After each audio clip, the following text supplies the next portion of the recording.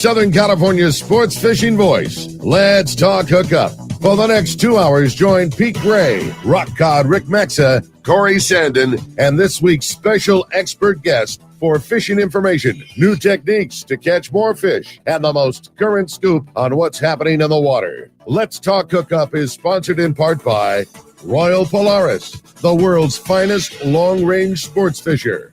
By Ford, the official truck of Let's Talk Hookup, and Shimano Rods and Reels. Fish with the best. Shimano.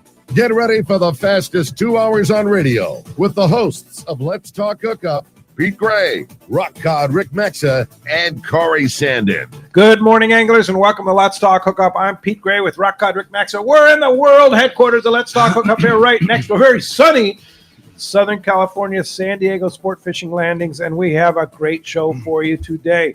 This is going to be an amazing show. We have the spotters, the fish spotters, the guys that put you on the fish. Tom Green, Carl Sabonis, and Adrean are going to be fantastic. And, of course, Adrian's also owner of Cedro Sport Fishing. We talk a little bit about that, so you stay tuned. This is Southern California Sport Fishing Voice. It's Let's Talk Hookup on the Let's Talk Hookup app, YouTube, Facebook Live, and 97.3 The Fan. The Ford year-end sales event is on now at your San Diego County Ford dealers. It's a great time to buy and a great time for traditions like loading up the Ford Explorer and going to Grandma's house, or taking on the day's projects in a versatile Bronco or Bronco Sport. Both have the capability, tech, and durability you need. How about making the big delivery with California's best-selling truck brand, Ford F-Series? Equipped for anything your demanding job needs or the family holiday you're taking. Hurry in before this year comes to a close. Whether it's gas, hybrid, or all-electric, visit your local dealership with a great selection during the Ford's year-end sales event. The Ford year-end sales event is on now at your San Diego County Ford dealers. Visit your local San Diego County Ford dealer today. They'll be glad to hook you up. Inside information is everything when it comes to catching fish in Southern California. You need a code group to connect with what's happening on the water. FishDope.com is your code group. Inside information available at your fingertips 7 days a week, 24 hours a day. FishDope.com really does help you catch more fish and burn less fuel. FishDope.com is the only fish finding service with a spotter plane, along with a crew of top anglers on the water almost every day that report actual locations and catches. They become your code group. You get daily catch reports from Point Conception to San Quintin, 365 days a year. FishDope.com has online planning tools, temperature and chlorophyll charts, hot bite icons, and more. Take it from me, if you don't have FishDope.com, you're not part of the in-the-know crowd. Membership is affordable and good for an entire year. Plus, use the special code and save $30 on a new FishDope.com membership. Check it out today. FishDope.com. Catch more fish, burn less fuel. Welcome back to Let's Talk Hookup, man. What a fun show today is going to be. There's something little unique twist. I can't wait. Yeah. It's fun, buddy. Yeah, it's good. This is going to be amazing. And Tom even came bearing gifts. You can see. We haven't jumped into that. Yeah, he wanted us to lie and say that he didn't get into them beforehand, but I'm not going to do that for him. you know what? I'm going to tell you something. The only thing that ever kept me from becoming a great fisherman is that I couldn't lie. That's the truth. Well, we have an amazing team. First, starting close to me here, Carl Sabonis. Good morning. Morning. From Air Pelikia. Yes. Right. And then Tom Green, the legend himself, right It's there. good to be here. Yeah, and then Adrian Ojeda. Hey. Good morning, Adrian. Morning, Pete. And then, of course, Adrian also is owner of Cedro Sport Fishing, too, which is an exciting part of that, too. But you still fly and do all that. You do it all. Oh, yeah. Yeah. Jack of all trades. And these guys, we want to thank you guys for coming because I know you came from up north. Tom came all the way from Arizona.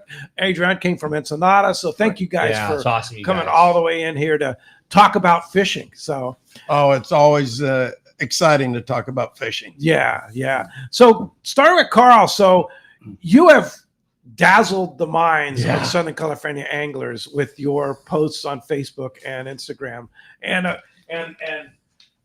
these amazing shots that you have here of you're not only a pilot and spotter, you're a master photographer unbelievable. too. Yeah. So well, I take good pictures, but I had to be taught how to do it, and I still don't know how to use a camera like a professional. Well, you do it pretty well, I would say. I know how to. I've learned where to take the picture of the fish. That took me a long time to learn all that. Yeah, for sure. So Your calendar would say otherwise. Yeah. And so you started everybody, right? You kind of got everybody started here. Well, I started before everybody here, counting you and Rick. Yeah. But yeah, no, Carl was spotting, and we got together and partnered up. And then I went to work in Mexico. And when I first worked in Mexico, I couldn't fly the Mexican plane because I didn't have a Mexican pilot's license.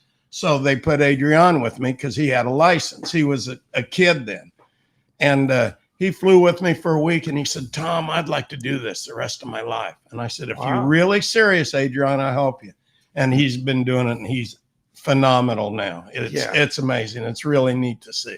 And Adrian, you mostly fly for the bluefin tuna pen operations? Yes, that's what I've been doing for almost, more than 20 years. Wow. Unbelievable. 20 years. Yeah. And still doing it strong. Yep.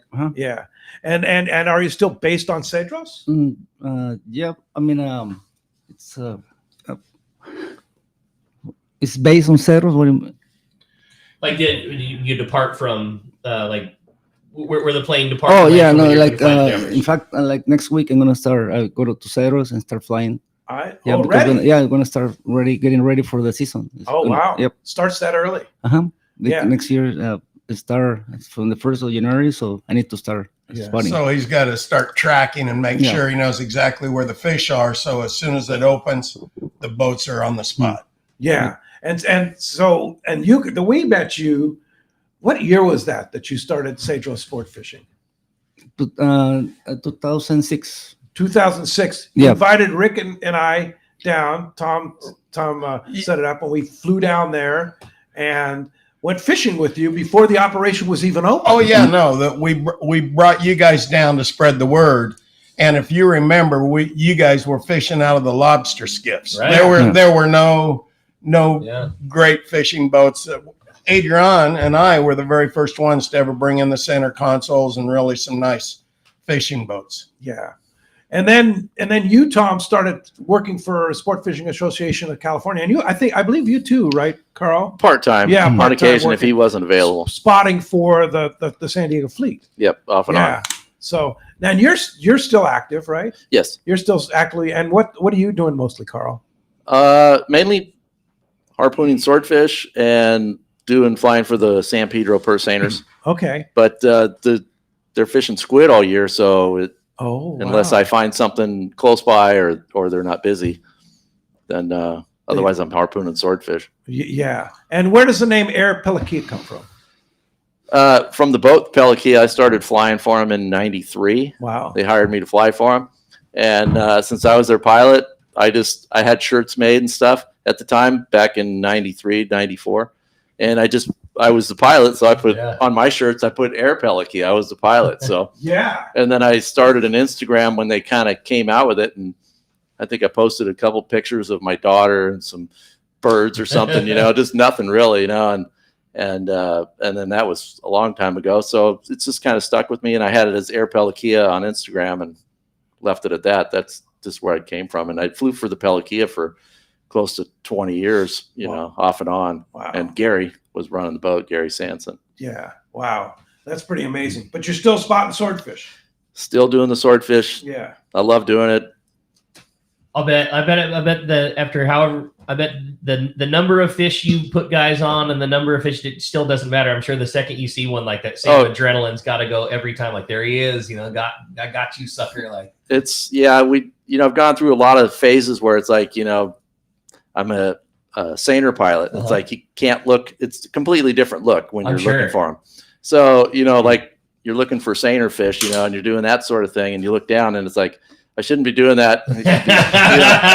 Looking out the other windows, and then you start looking, oh, there's one. I didn't see one, the weather was too nice. Yeah. Do you know right off the bat, like when as soon as you get over the water, like, do you know the days where it's like, oh, I'm 100% going to get on fish today?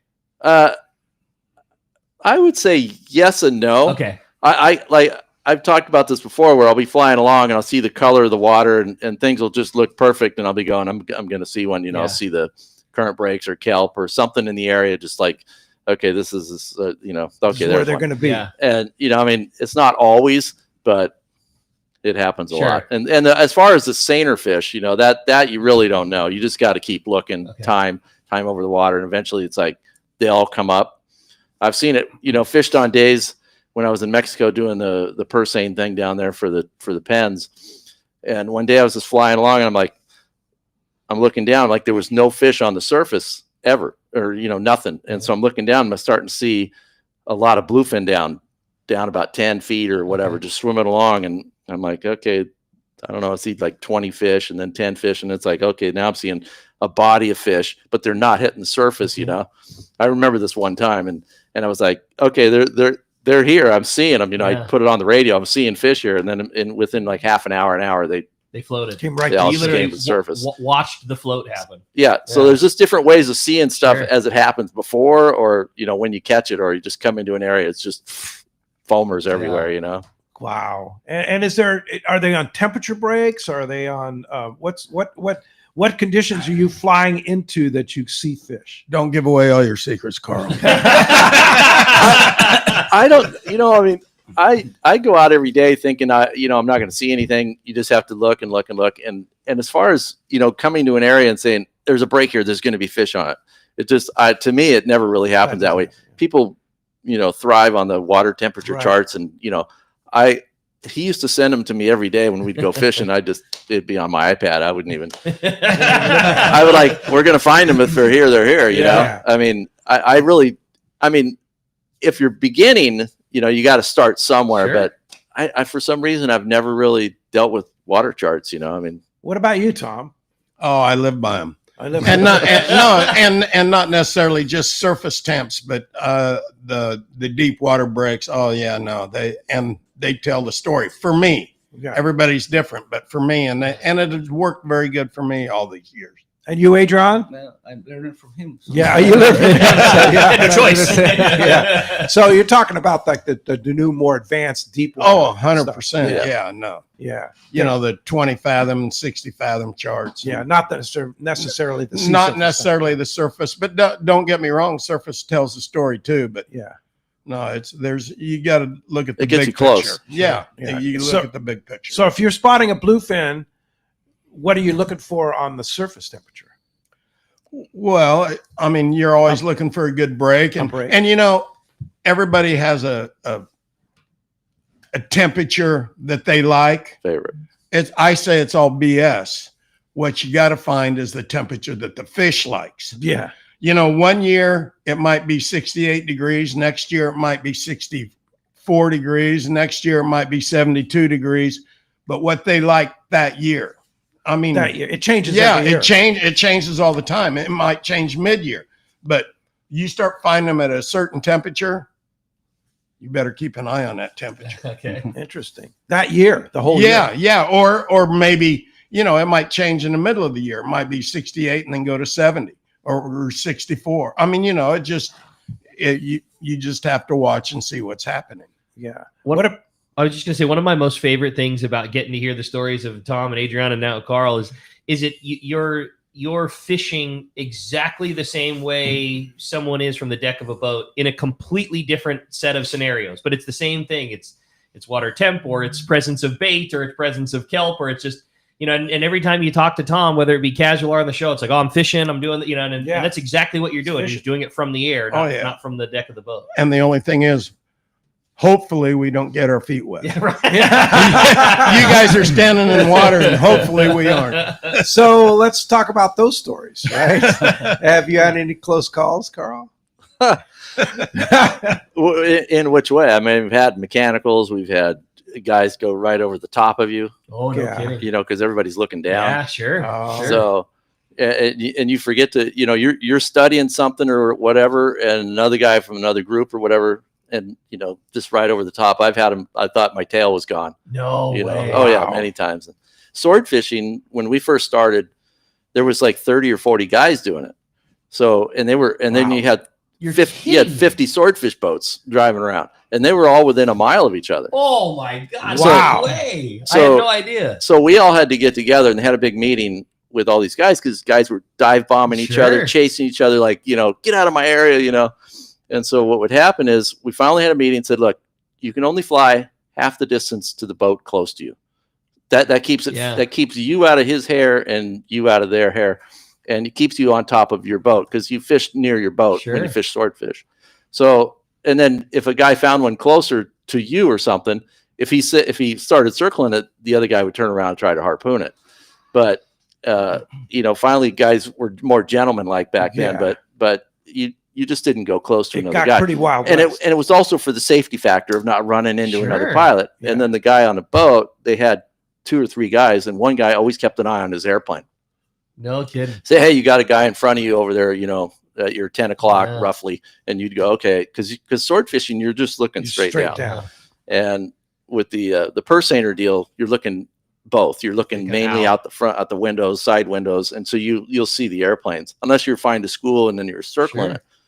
Yeah, I mean, your whole day is based on finding that one thing that's straight down. Of course, that's where your eyeballs are looking most of the time. Well, for sword fishing, but tuna, you see the boiler and you go to it and you see another airplane. He might see it, and so you're both going to it or whatever. And then but then we used to fly, one on top of the other. When you're doing the purse seine thing, 2 or 3 guys all in a But he's got stories of Alaska where it's like a beehive. No, there's a sockeye fishery, right? Up in Bristol Bay. No, well, it's Bristol Bay. Yeah, out of Naknek. But there was 450 boats and 70 airplanes. 70 airplanes, and all in the same area. And the salmon same body of fish. Yeah, on the salmon fishery. So you're really regulated to a small, tight little area. No, it was a nightmare. It really was. And were there accidents? Yeah, there was. I lost one of my best friends. The season was literally over. Almost all the airplanes. There was only maybe 15 of us left, and we were just cleaning up the end of the season, and he and another guy collided. Wow. All that sockeye that we fish at Katmai Lodge on the Lagnac River, that's what he was spotting there. Yes. And why, with that much fish concentration, why would you need a plane?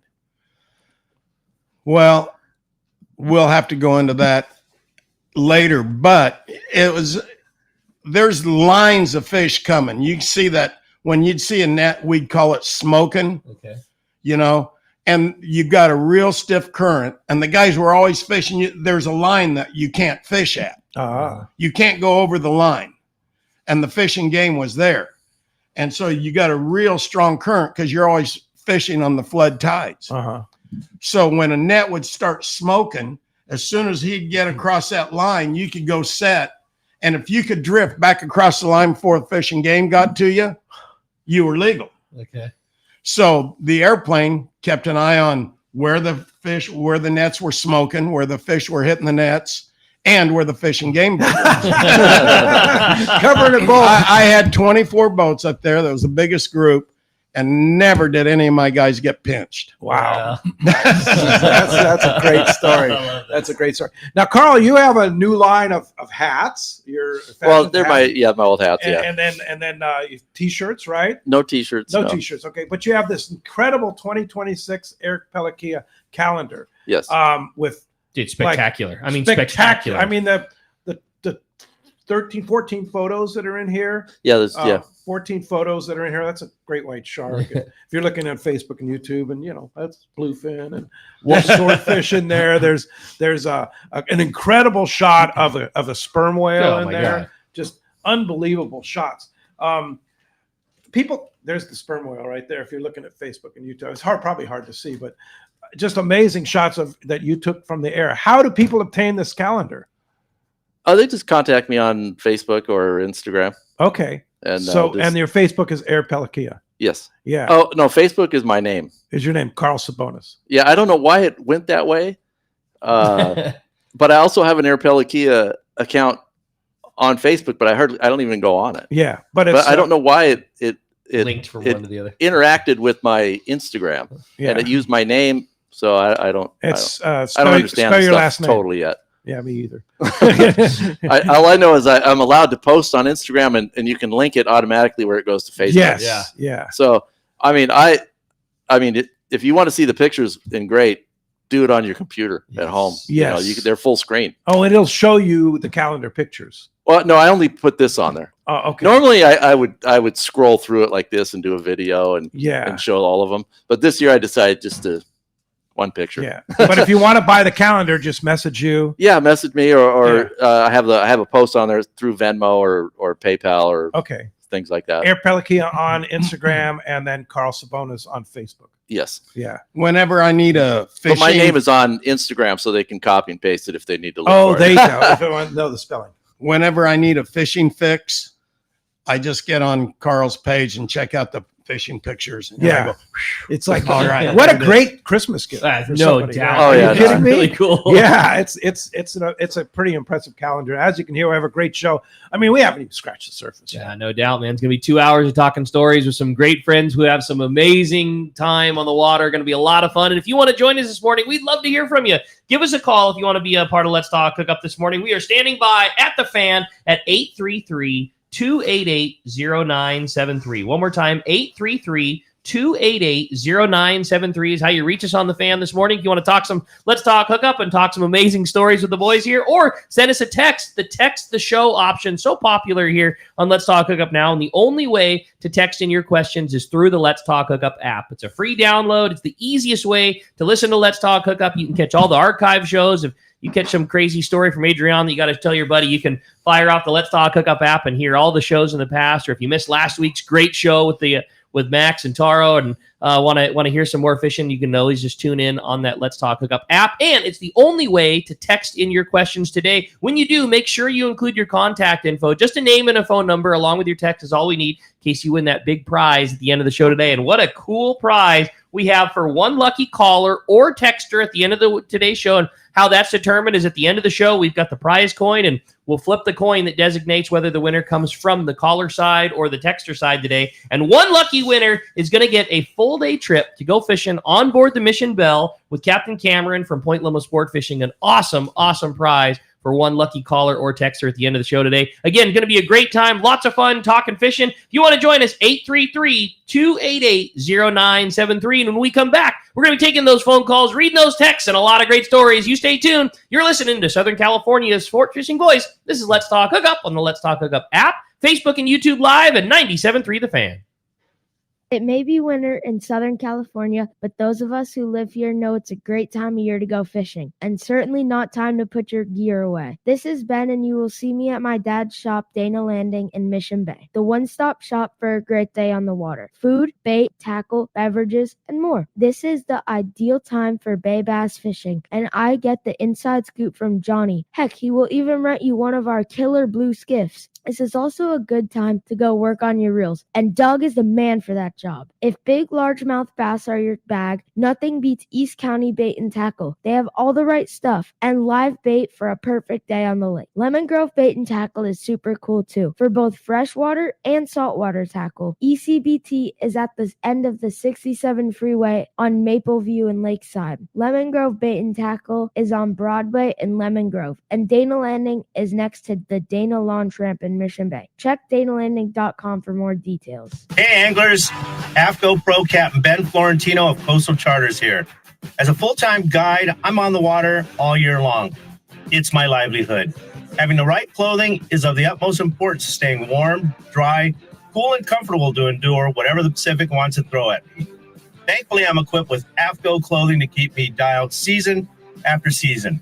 Do yourself a favor and check out AFCO's award-winning gear at a dealer near you, or learn more at AFCO.com. Here's exciting news from Baker Marine and Fujinon. For a limited time, get $175 of instant savings on the Fujinon TSX 1440 stabilized binoculars from Baker Marine. Talk about the perfect gift for anyone that spends time on the water, or the perfect time to finally get your pair. Now is the best time to upgrade your gear to a pair of Fujinon stabilized binoculars from Baker Marine. Baker Marine has been selling binoculars for decades, and they service all brands right at their San Diego Shelter Island location. The Fujinon Techno Staby TSX 1440 is the best value in stabilized Flyers binoculars, period. They deliver rock-steady vision even in rough waters. And now, for a limited time, get an instant rebate of $175. Baker Marine is the largest Fujinon retailer on the West Coast, and when you buy from them, they'll be there when your binoculars need service. Stop by their store on Shelter Island in San Diego and grab your instant savings now. This offer ends soon, so get your pair from Baker Marine. Learn more at bakermarine.com. I've had the opportunity to fish many places in many different types of water, but never have I fished a place as much fun as Katmai Lodge in Alaska. Hello, my name is Harold Davis, typically fishing in the ocean, but this is an experience that you have to try for yourself. Fish natural rivers with tens of thousands of fish coming up. And they have all the gear: spinning, bait casting, fly rods, kings, silvers, pinks, sockeyes, and my favorite, the chums. Outstanding food, outstanding accommodations, great service. The lodge is located in the beautiful Katmai National Park, filled with amazing wildlife. Brown bears, moose, eagles, otters, and it has spectacular scenery. And also the fact that the lodge is located right on the Alagnak River and your boat is just steps away from your room makes it great. Do yourself a favor. Call Charmel at 1-800-330-0326 or go online, katmai.com. And like Pete says, they will hook you up. Welcome back to Let's Talk Hookup. Having a great time here this morning. Mouth's full of a pretty fantastic cookie. Yeah, so bad. My bad for the chew. Yeah, sorry about that. Man, what a great... Your sister made those? Sister-in-law. Thanks, sister-in-law. Yes, yeah. Yeah, very big. Joanne's got the touch. Well, we are so excited having such a great show this morning. Again, if you want to join us, be a part of the fun, give us a call at 833-288-0973. Or again, feel free to send us a text on that Let's Talk Hookup app. I know the texts have been pouring through. Already got some great phone calls, and I know you said you wanted to start at the top with a great text. Yeah, Carl spiced the prize up. Oh, that's right. Yeah. So one lucky caller, in addition to that amazing trip on the on the Mission Bell with Captain Cameron, Carl's giving away one of these awesome calendars. So yeah, you're gonna get your shot. Yeah. Again, and that's decided by the coin flip. And again, I mean, can't say enough good things about it. The tuna shot. The shots are amazing. They're crazy. You know, I mean, I'm like the bluefin foamer stuff that you have captured over the years is spectacular. Yeah. But everything in there, that sperm whale shot has got to be it. The white shark, it's awesome. Yeah, whoever gets this, anybody has that on the wall, so people are gonna go, whoa. Yeah, wow, what's that? Right? It's tremendous. So yeah, and again, great gift for the holiday too. No doubt, yeah, for sure. You have a great text, you said? Yeah, there's a ton to fly from. The first one was, good morning, guys. I'm so excited. Been waiting for this show. Really excited to hear all the stories. Was wondering if you could tell us what type of planes you guys fly. Does everyone in the fleet fly the same style of plane, or is it unique to the pilot? Great show. Love the photos. Well, I guess when I first started, I flew a Citabria as a tail dragger. I don't know what, it was a tandem seat for sword fishing, so you could see out both sides. Okay. So that's the prime airplane for that particular fishery. And so when I got into the Persane part of it with these guys, I had to upgrade to a different airplane that stays up longer and flies a little bit faster. So I went to a 172. But it also was a tail dragger, so now I have like 20,000 hours in a tail dragger. What about you, Tom? Well, I started in a Super Cub, and they're just so slow. It just drove me crazy. It had a belly tank on it, and I could stay up for 10, 12 hours in it, but top end was 80 miles an hour. And so I switched, and I ended up in a Cessna 175. And then when I started fishing Alaska, I converted it into a tail dragger. And because we fished off the beaches and, in rougher terrain. And then when I started fishing out of Mexico, I ended up buying a Cessna 172 and tanked it out. So it also had 12 hours of fuel, and flew my last part of my career in a 172. And what about you, Adrean? I fly a 172. A 172. Yeah, RG. RG. Yeah. He's flying the Cadillac. Oh, all right. When sorry. Go ahead. You had mentioned tail dragger, and you'd converted to a tail dragger. What is that in reference to? I was going to ask that. Well, normally they have what they call a tripod, a nose wheel.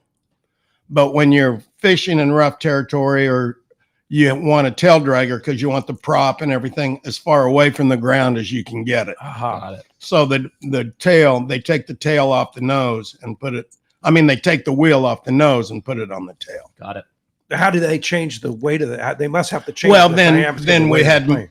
moved the main gear forward Uh-huh. and just put in a gearbox, forward. Gotcha. All right. But most of the planes that were converted were actually built as tail draggers from the factory also.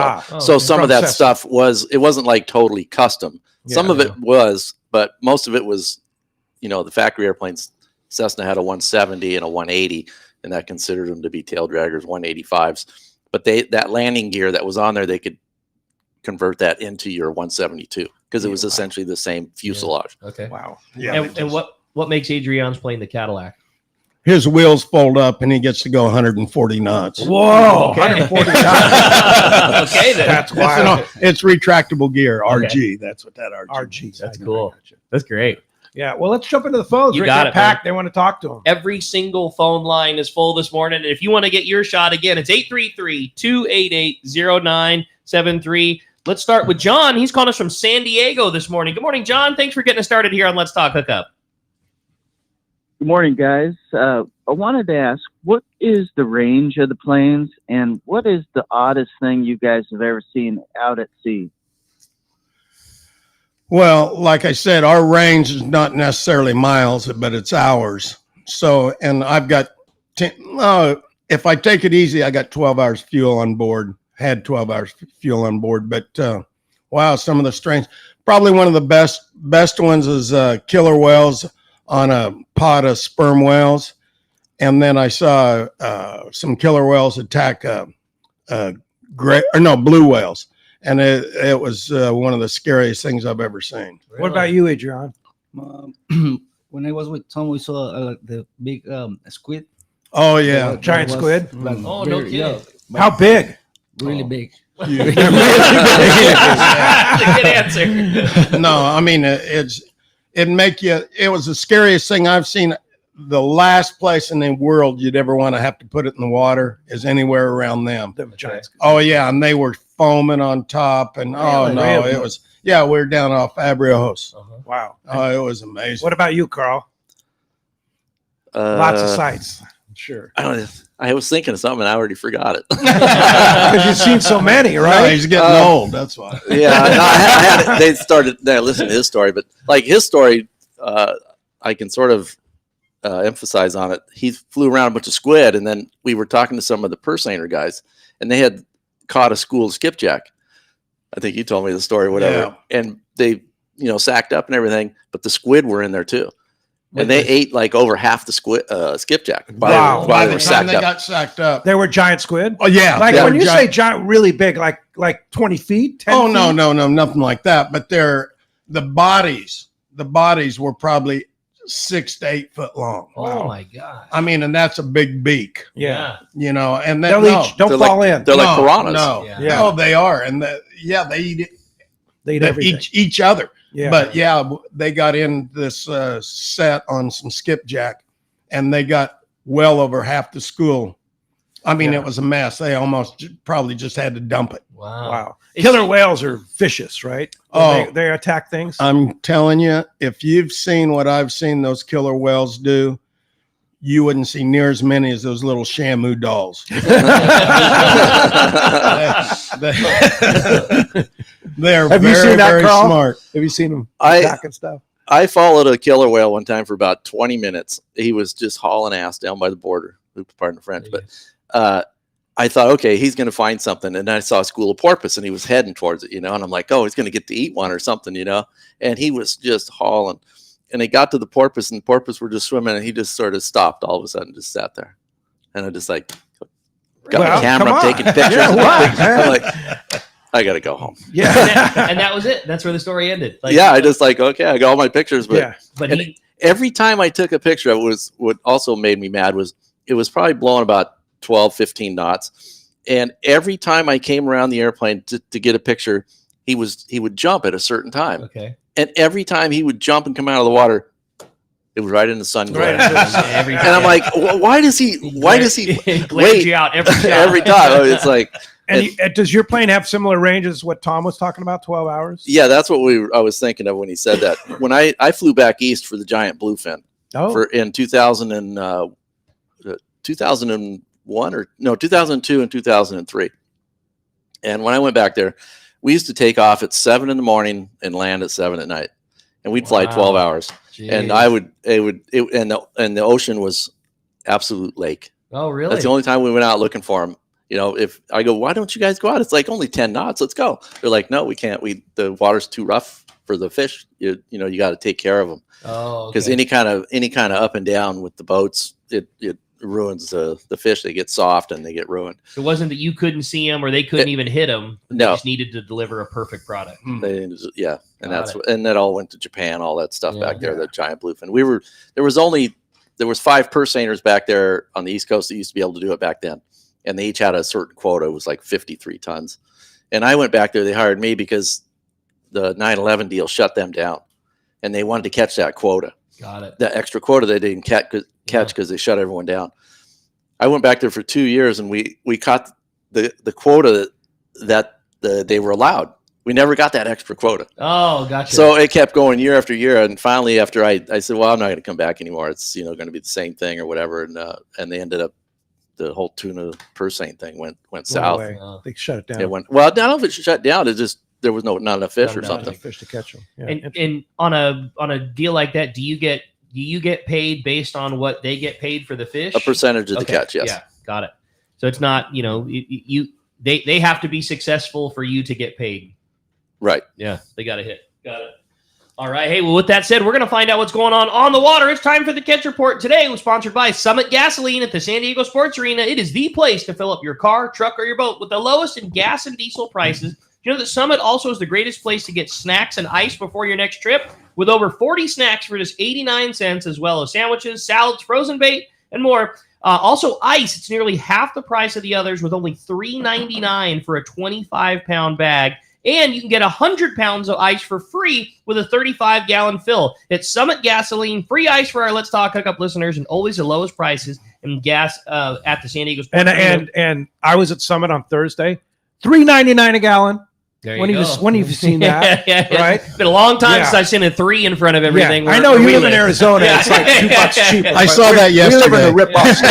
we live in the People's Republic of Newsom here. So we don't have that. But I'm telling you, they $3.99 a gallon for gas, and the free ice. They have a $6 car wash that's as good as any car wash that you want. That's a rad and spot, then all the snacks and stuff to load up. It's a great spot. Yeah, it's a no doubter. If your boat's on the trailer and you're getting fuel beforehand, you're crazy not to. It's half the price. You get free ice for the day.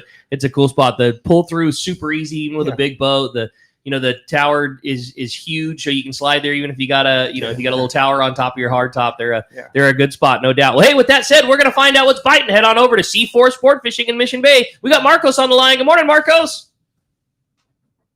Good morning, guys. How's everyone doing? Doing great, buddy. Good morning. Talking fishing. Yeah, we've had some good fishing this week.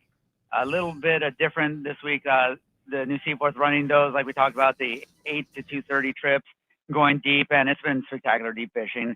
All the rockfish and deep water fish you could want there. Not necessarily limits every day, but pretty close to limits on a lot of those trips if they didn't get it. Actually, the Sea Watch is running the New Seaforth trips right this week. They're filling in while New Seaforth does some boat work. Next week, they'll be back to running those 7 to 4s. We're going to be running those Tuesdays, Thursdays, and right now, and I believe Saturdays. And the last trip he ran at 3/4 day last Saturday. 34 anglers had 27 bonita, 7 calico bass, 16 sand bass, 136 whitefish. So great fishing on those local 7 to 4 trips. And, we talked about that a bit last time, how fun those trips are. Get in a little later or get up a little later, get on the boat a little later. You don't have to get up at when it's still dark out, and pretty good fishing there. We're going to be running those 8 o'clock or 8:30 departures during the week on the half days. The weekends, we're still running the 2 trips, 6 and 12:30 departures. San Diego, they went out on a good note last weekend, their last trip there. 17 anglers had 21 yellowtail, 24 bonita, 40 rockfish, 80 whitefish. So good fishing, but now it's time for them to take a little break. They had a long season, great fishing there. And, the Tribute just decided to continue that. And they're on a day and a half right now.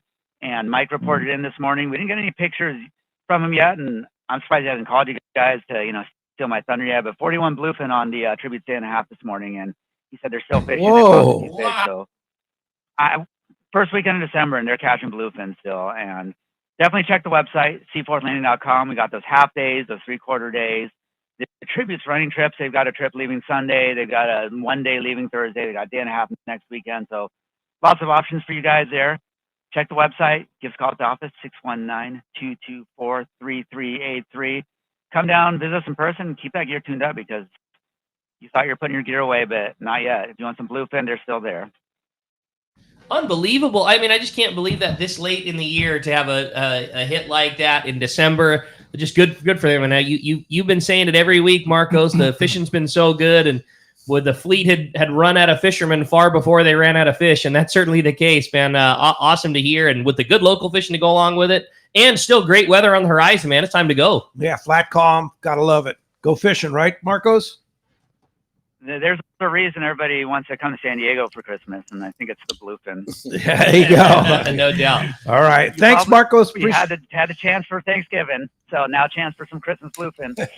You better get on it. Head over to Seaforth Sport Fishing. Appreciate that, Marcos, and we'll talk to you next Saturday. Unbelievable. We'll talk to you then, guys. All right. Hey, I want to remind you that report sponsored in part by the Fish Pros of Fisherman's Processing in San Diego, where you get the premier processing experience. Check out the easier online system to book your processing orders for your long-range trips. With more team members, Fisherman's Processing stays far ahead of the rest. More same-day capacity and the finest in customer service. You can stop by their location on Old Town on Taylor Street or check fishermansprocessing.com. Be sure you make that reservation today. And when we come back, we got a lot more Let's Talk Hookup coming your way. More of your phone calls, more catch reports, and a whole lot more with Carl, Adrian, and Tom. You stay tuned. It's Let's Talk Hookup on the Let's Talk Hookup app, Facebook, and YouTube Live, and 97.3 The Fan. 3 kayaks, 6 surfboards, 10 rods, and 1 truck bound for Baja. That's where my brother and I's most recent quest into the Baja Peninsula began, in search of waves, fish, and fun. We are able to transport all the kayaks, rods, and boards without straps due to the easy transportation of the Hobie iTrack inflatable kayaks. We brought a tandem and 2 singles, the I-9 and 11, and they were totally enough to get all 6 of the boys onto some of the best halibut and grouper fishing of their lives. Now, you might be thinking, 3 kayaks? I thought a tandem and 2 singles would only be able to fit 4 people. Well, a simple lawn chair on the back of the kayak was enough to turn the 2 single kayaks into tandems. Catching upwards of 100 fish a day in the mangroves, ranging from 15-pound grouper to tons of legal halibut, we had our fill and headed back to the States. Check out the full video of this trip on our YouTube channel, Fastlane SC, or come by our shop in Mission Bay and check out a Hobie inflatable kayak.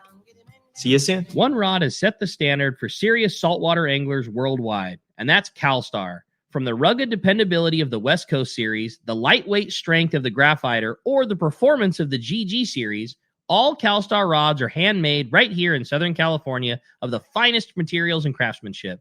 Check out the new CalStar models now available, as well as upgrades to the classic rods that you know and love. If you want your tackle to be state-of-the-art tools to get the job done right, it's CalStar at fine tackle dealers. For local or long-range fishing, we have you covered. Hi, this is Doug Kern from Fisherman's Landing Tackle, the saltwater tackle professionals. Being a part of the San Diego Sport Fishing Landing gives us a distinct advantage when it comes to getting you on the latest and hottest tackle for your trip. Our expert staff knows exactly what you need for your long-range or local trip, and we will not sell you something you don't need. We carry a huge inventory of the right tackle. So visit us at Fisherman's Landing Tackle at Fisherman's Landing in San Diego. The name that stands out among anglers is Fisherman's Landing, your top choice in local and long-range fishing. Our hardworking crew will make your fishing experience one to remember. We offer the finest open party trips from 1 to 3 days, the best charter boats available, and of course, our world-renowned long-range fleet is second to none. All our open party trips can be easily booked online at fishermanslanding.com or give us a call. I'll see you at Fisherman's Landing in San Diego. Welcome back to Let's Talk Hookup. Having a great time here this morning. Phones are absolutely packed, solid. What a great show this is. Yeah. Man, I agree with you, Pete. I wrote big thanks to these 3 guys for coming down. Yeah, this is a lot of fun this morning. Really cool, man, for sure. Yeah, let's jump back on the phones while we can. You got it. How about this time we talked to Robert? He's calling us from Canyon Country. Good morning, Robert. Welcome to the show. Good morning, guys. Great show as always. Got a couple of questions. How high do you fly? And is there a path that it seems like The fish come up from Mexico every year. Is there a path that they seem to take? And just wanted to throw one more thing out there. We're hooping hard trying to get Christmas dinner, lobsters for Christmas. There you go. There it is. Well, I don't know. Things have changed. When I first started flying for the purse seine part of it, we were fishing outside Clemente almost all the time. The dumping grounds, way down to the southwest corner, the Boomerang, just all these places, the Mushroom. And it was like, for me, coming out of LA, it was like 160 miles to get there, and it was like, what is, that's where we fished. Yeah. And then the Cortez and the Tanner and everything else. And then the last 10 years, everything's been on the beach, from the Butterfly Inn and the Cortez. I mean, they do get there and get stacked out, and then probably 7 or 8 years ago, maybe 9 years ago, when the water was like 77 degrees out here, Right. and they were right here at Clemente and Catalina and Oceanside. I mean, they were in the anchorages at Oceanside, Yeah. 75 degree water swimming around, It's crazy. Something's totally changed where they've come back into the beach and they're not offshore anymore. And where do you base out of? I'm out of LA, Where do Compton you fly? Airport. Compton. Compton. Compton Airport. Okay. Yeah. Yeah. As far as altitude goes, the weather dictates the altitude. If it's picture perfect weather, I might get up as high as 1,000 feet, but very rarely. But, a lot of times you're 300 feet because you're having to stay underneath the overcast. Yeah. So the weather really dictates that. Yeah. And as far as the way every year is different. One year they may come up the 1,000 fathom curve. The next year they may come up the 500 fathom curve. Or the next year the curves mean nothing. It's just every year is different. That's one of the greatest things about it. There's so much money and moving parts and everything involved when that purse seine bluefin pen operation starts, the season starts. But it seems like it's earlier and earlier, the beginning of the year, which I would guess is usually doesn't afford you picture perfect days all the time when you're fishing in January and February and those times. Like, are there days where you just say, hey, it's just not worth us being in the air, it's too overcast, or is it because there's so much money on the line you fly no matter what? Well, unless it's foggy. Okay. I mean, otherwise I don't care or never cared whether it was windy, calm. But if it's foggy, of course, you can't see anything. Right. You can't go. But as long as you've got a 300-foot ceiling, You can do You're it. out. yeah, we try to catch them. What do you say to the anglers that talk behind the scenes and talk about that the purse seine boats are catching all the bluefin? Pete, I had to laugh so hard. At the beginning of this season, you should have seen Facebook and the guys going, oh, the purse seiners are wiping them all out. Oh, my God, I was down there and they made a set and they were it was going on and on and on. And we don't see any fish up here. The guys are really wiping them out. And I just say, hey, guys, there's more fish here than you've ever seen before.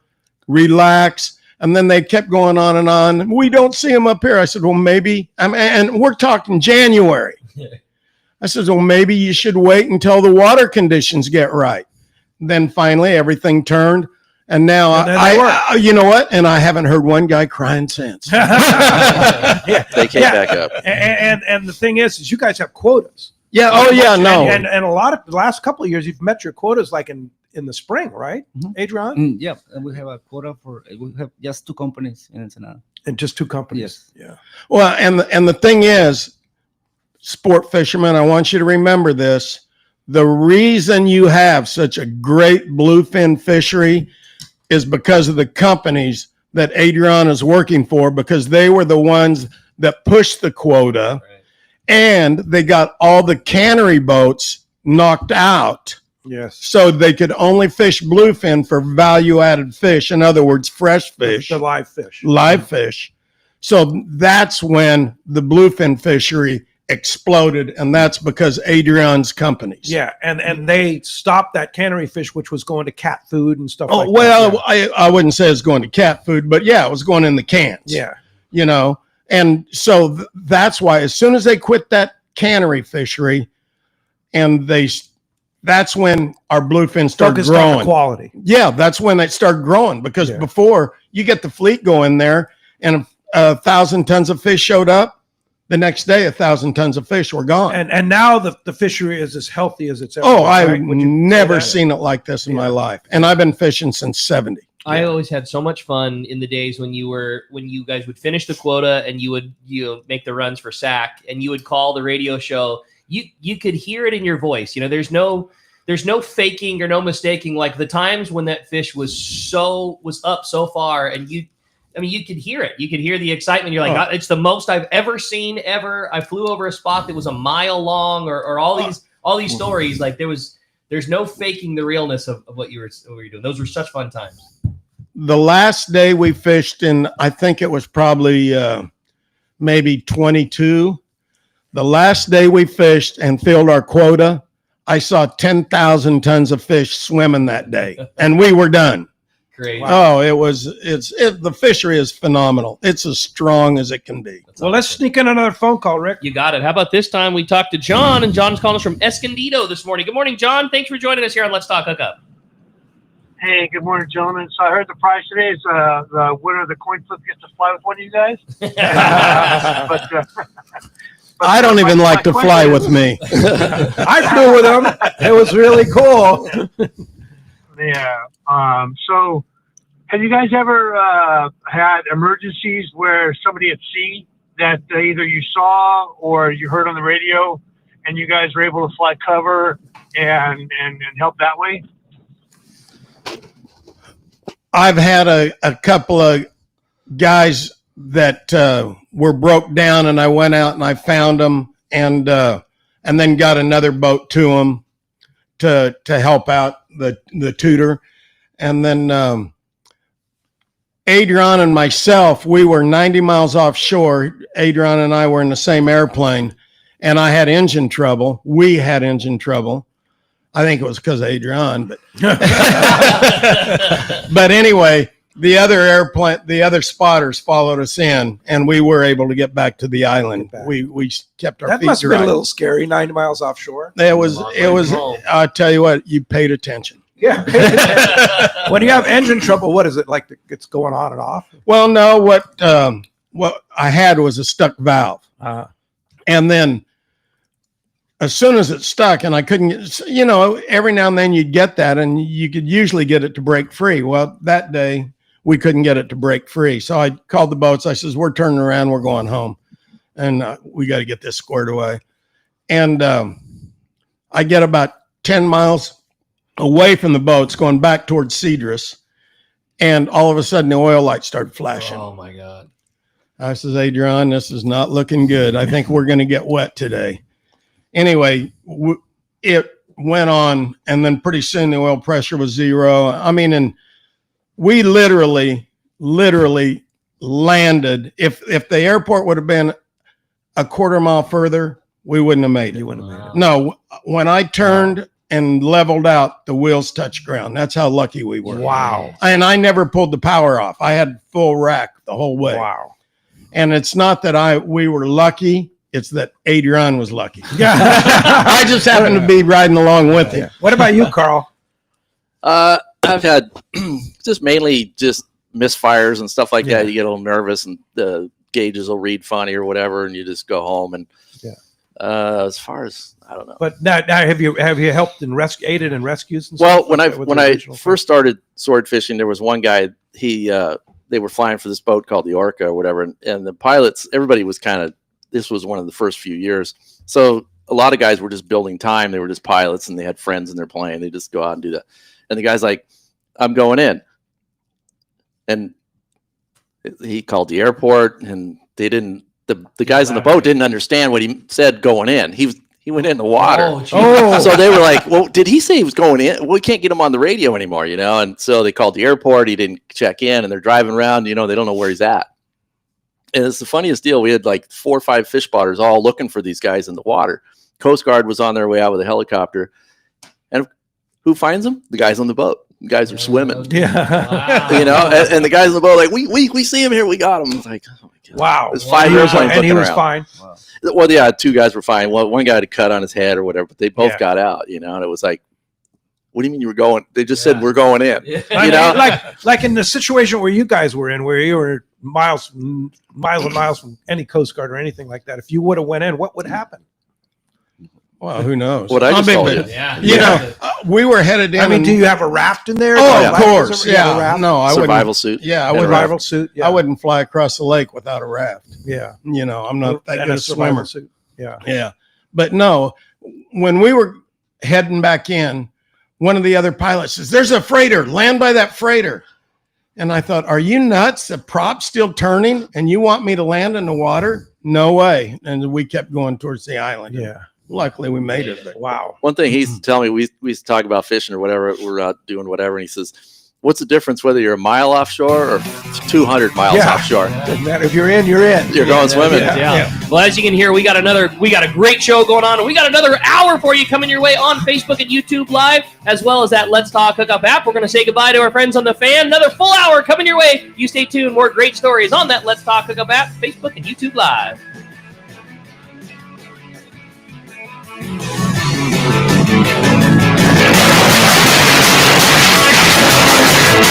Enter into fall with powerful deals on new Yamaha outboards during Yamaha's Fall into Savings sales event. From now until December 8th, 2025, purchase a new eligible Yamaha 30 to 450 horsepower outboard and get up to 7 years of coverage protection plus up to $500 in dealer credit for 150 to 450 horsepower outboards. Looking for lower horsepower? Yamaha's got you covered. Purchase a new eligible Yamaha 2.5 to 25 horsepower outboard and receive up to $700 in dealer credit. Visit your local Yamaha dealer today. Yamaha, reliability starts here. Offer ends December 8th, 2025. Subject to change. Other restrictions and conditions apply. Select models exclude 24 or 36-month Yamaha extended service contract added to factory limited warranty. Choice offer to Florida residents is a 24 or 36-month Yamaha limited warranty. See authorized participating Yamaha outboard dealers for details. Cannot be used with any other Yamaha offer.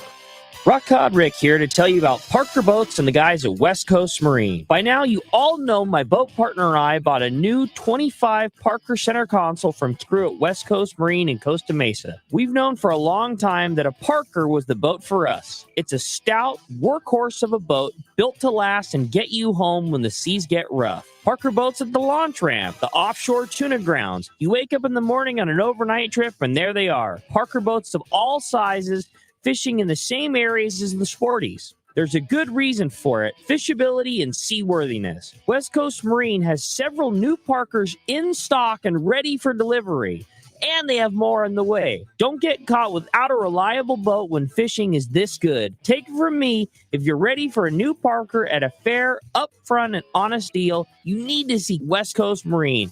Check out the inventory and information at westcoastmarine.com. The lighter the bite and the cleaner the water means one thing: need a thinner leader for more natural presentations. That's where Seaguar Gold Label leader material shines. It's Seaguar's thinnest leader material yet. That means it's even less visible underwater and creates more natural presentations for better catch rates on leader-shy fish. With exceptional knot and tinsel strength, this advanced leader material is now available from 2-pound test for fishing trout in the Sierra to 80-pound test for big yellowfin in Guadalupe.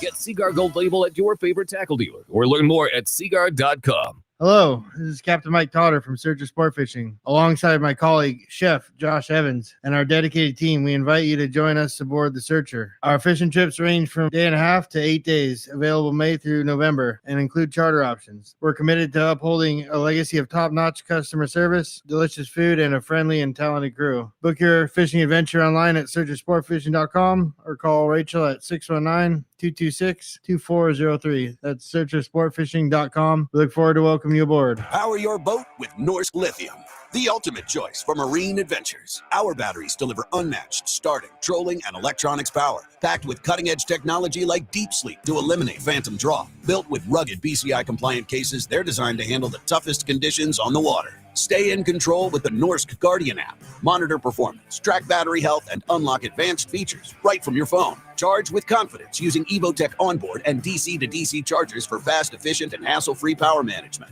Designed for maximum compatibility, these chargers keep your entire system running at peak performance, so you're always ready for the next trip. With a 10+ 2-year non-prorated warranty, you can trust your batteries to perform for years to come.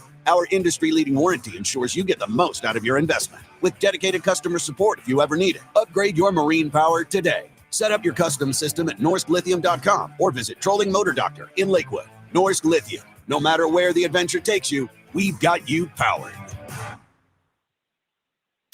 Now it's time for more of Southern California's sports fishing voice. Let's talk hookup. Get ready for more of the best fishing information and the hottest tips on improving your angling skills. Let's Talk Hookup is sponsored in part by Ford, the official truck of Let's Talk Hookup. Shimano Rods and Reels. Fish with the best. Shimano. And now, Southern California's sports fishing voice, the hosts of Let's Talk Hookup, Pete Gray, Rock Cod Rick Mexa, and Corey Sandin. Welcome back. Hour number 2, Let's Talk Hookup, right here on the Let's Talk Hookup app and Facebook and YouTube Live. Pete Gray here, along with Rock God Rick Maxa, and the world headquarters here in a beautiful Southern California sunny day next to Fisherman's Landing in San Diego. This is an amazing show. Tom Green, Carl Sabonis, and Adrian Ojeda are here. The fish spotters are in the house. And we have so many texts. We had a bunch of phone calls on the fan there that we're going to get to as many as we can here. And we're giving away a phenomenal prize, right? Boy, you're not kidding, man. And such a huge thanks to Captain Cameron on board the Mission Bell. One lucky caller or texter is going to go fishing on a full-day trip out of Point Loma Sport Fishing, thanks to Cameron. And then along with that, this amazing calendar that Carl put together, the Air Pelikia calendar for 2026. Yeah. Just a collection of amazing photos and a really nice spiral-bound calendar. Look at that! Yeah, you're stoked. Shot, huh? It's really it's like these shots are just it's really, really good. Yeah. And again, like Pete, we were saying, if you're looking for a cool holiday gift for a fisherman or just a photography enthusiast, it's an awesome one, and you can find him at Carl's Instagram, which is just Air Pelikia. And if you don't follow it already, Facebook, it's a really good follow, no doubt about it. Either one. Well, again, we're having a great show here this morning. If you want to join us in the second hour, the best way to do it, the only way to do it, is through the Let's Talk Hookup app. It's how you text your questions into the show. And if you want to get your shot at winning that great calendar or a trip going fishing on board the Mission Bell, send us a text through the Let's Talk Hookup app and make sure you include your contact info. I can assure you we no longer need a text that says, what's the craziest thing you've seen on the water? There's about 50 of those so far. But we're having a great time, man. Send those texts through. We're going to look forward to a full hour reading those as we get rolling along. Well, let's find out what's biting. You got it, man. It's time for our fishdope.com report with Captain Markwish, the private boater buddy. Today, it's sponsored by Gamakatsu. They've got an amazing lineup of fishing accessories now available that include fillet knives, everyday carry knives, those killer G boxes, and bags, as well as a great assortment of ways to store your tackle. They've got the ceramic braid scissors and more, along with the very best in freshwater and saltwater hooks. You can see your local dealer or check gamakatsu.com for more information. We got him. Captain Markwish is on the line. Good morning, Mark. Well, good morning, Ricky, Pete, Tom, Carl, Adrian. You got just an incredible team put together there, Pete. You got to sign these guys up again. We got to thank Tom and Carl and Adrian for coming in. Tom really was the kind of the ringleader, wasn't he? They put it all together. That's a hell of a way to put it. So thank you guys. Yeah, thanks, Mark. No, it's awesome. I love listening to this kind of stuff. It's hard to work on my notes here. Sorry. Too much fun listening to you guys, but. Definitely feels like wintertime out there, guys. It was 42 on my patio yesterday morning. I much prefer summertime, I got to tell you. But flat, calm, so it's pretty good conditions, for guys going out and about. We definitely had a little more coverage here with the nice weather. So starting local, main effort has been directed at those codfish out there in the deeper water. There, the rock fishing's been really good. Cod's are biting. Deep water spots on the southeast bank have been really good. I had friends out there fishing 825 feet, electric reels, of course, and big reds, big groupers, a bunch of other miscellaneous stuff. But what was interesting is they also had a bunch of baby cow cod, like 3 to 5 pounders. And obviously you can't keep them. You got to have your descending devices handy, so you can let them go back down. But man, it's great to see the population of that cow cod rebounding the way it is. But what's surprising is that area they're fishing, back in the old days, you never saw a 3 to 5 pounder because the 20 pounders would probably eat them, but they're not catching any big ones. It's just all these little ones. So who knows? But with the water temps still in the 60s, local bass fishing, still pretty good. Squid on a lead head. on the local structure spots has been working really good. Calico bass and sand bass both. And then it's getting toward the time where guys start poking around that deeper water halibut. Every year the areas are a little different. You know, they move up and down here, in and out a little bit. But along Palos Verdes, out there around the hard bottom spots on the horseshoe, and then down off Huntington Beach has all been standard good stuff the past few years. So we'll just see how this season shakes out. And then over at Catalina, winter season's definitely shaping up. Lots of tonnage of squid, actually. The island's just loaded. Backside east from the V's to Salta Verdes has got a big area of bait there. And then up west from West Cove down to Lobster Bay, it's been pretty good squidding up that way too. And there's been a sprinkle of sea bass on it. There's been some big ones, no volume, but definitely a few around. Better sign on the yellowtail, good grade yellows, 15 to 20 pounds like that. And then it's also the time of year to start thinking halibut. That halibut fishing up on the shallow beaches. You know, last night I was going through my notes for the past 3 years, I think it was. And every year, just about this time, late November, early December, is when that halibut starts showing up really shallow on the beaches. And this year's the same. It's already been pretty good fishing. So we got a lot of that to look forward to. And then, you know, in terms of offshore fishing, you know, not much other than, like you heard, the tributes out there on the bank scooping up the bluefin. That's just crazy that that's still going on. So, you know, with the nice weather we got and it's got a pretty long stretch of it coming, it looks like it's definitely time to go fishing, guys. Yeah, well, and of course, fishdope.com. Danny and the boys will have all the information for you. $30 off a new membership to fishdope.com using the code Hookup Now, lowercase, no space, Hookup Now. Your $30 code. And how do we find you, Mark? Now would be a very good time to order a bait tank, I would think. You know, it actually would be, because we're a little slower than normal. So yeah, deliveries are shorter and we can get right on it and get going for you. So yeah, we fix you right up with that. And hey, I got to mention, the exotic of the week is not a fish, but I was driving up. We got the boat hauled out in Newport right now. I was driving up from the shipyard yesterday morning, and lo and behold, on one of the light poles on Pacific Coast Highway is a bald eagle sitting there. Wow, haven't seen a bald eagle around here in a long, long time. Yeah, so in Huntington Beach. Cool. Nice to see that. For sure. Yeah. Cool, Mark. Sure. Well, hey, that sounds like a good sighting. You don't have to look at the Big Bear camera. You can just see them right in your backyard. Oh, those guys are stars. You see them everywhere. Oh, yeah. You know, and then there's a bunch of those cameras on Catalina also. You know, love to watch the eagles up there on the west end, and there's another one by Two Harbors. And do you guys see those when you're flying around? You ever fly next to a bald eagle? Yeah, you've seen them, Carl. Yeah. Yeah, by the west end, usually it's where I've seen them. Yeah, that's cool. That's cool. Well, hey, Mark, thanks a lot for that. And hang on.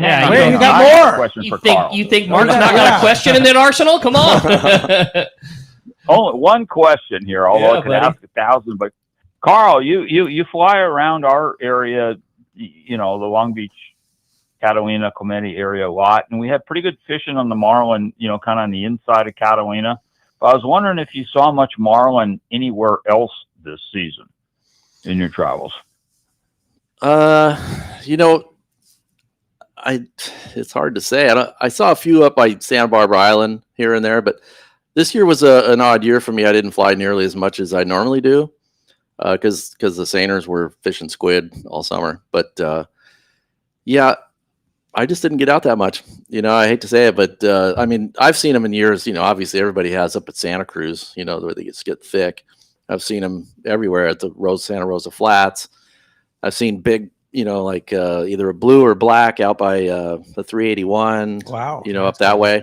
One day I had some seiner call me up, or somebody, I can't remember, said, "Oh, we got a big old swordfish over here." I go, that's a black or a blue. I don't know what that is. Wow. Well, that thing's big, you know, but stuff like that. I don't, you know, I think they like the area, the 14 and the Avalon Bank and Catalina, you know, they get around it.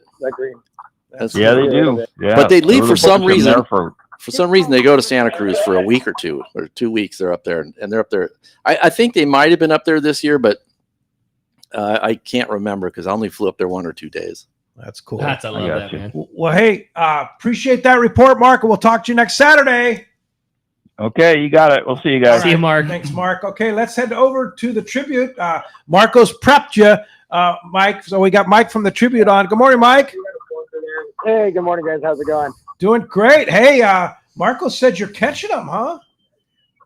We are. We just got up to limits. We just finished it off, and we're gonna go. Wait a minute. It's 8 o'clock in the morning. Yeah, you should look at your calendar, man. You're not supposed to be doing that at 8 o'clock in December. No, and you know what the best part is? That the weather is flat, greasy, just as nice as it gets. You know, we talk about it a lot. This time of year is, you know, hard to get people, hard to get off the dock. We had our 28 people on this trip, and every one of them has had a great morning pulling on fish, and yeah, we're up to 56. I love it, man. Wow. Good for you, Mike. That's so cool. That's now what? So there's yellowtail and rockfish, and I think we might have. I think we lost him there. We lost he's him. not on there. Dropped out. So what a trip! Yeah, what a man. trip. Well, hopefully Mike will call back. Yeah. I'm sure he will. And and again, I mean, it just goes to show how good that fishing can be in December. You string together nice days like this, and that fish didn't go anywhere. And, Yeah. I mean, you said it best. What a good time to get to sneak away too. I mean, this is the time of year. You know, business gets a little slow. It's a little easier to sneak out on a weekend trip, or Sure. get enough people he can go to another day. But I'm sure Mike will call us. But if you wanted to jump on, I'm sure he's got trips He's available. got trips, especially with the stretch of weather we're going to have Exactly, here in the man. next couple of weeks. Yep. Fantastic. No reason Speaking for of those things to sneaking change. away, how about sneaking away for the new year? There's a couple of opportunities. The American Angler has a couple of spots left on their January 3rd through 13th 10-day. It's a Ken's Custom Reel trip. Nice. Ken will be there. And then the next day, the Indy, both boats almost impossible to get a trip Yeah, on. exactly. And this is great opportunities. The Independence has an 11-day that leaves on Sunday the 4th. Limited load 24, and they just lowered the price on that trip too. Hey.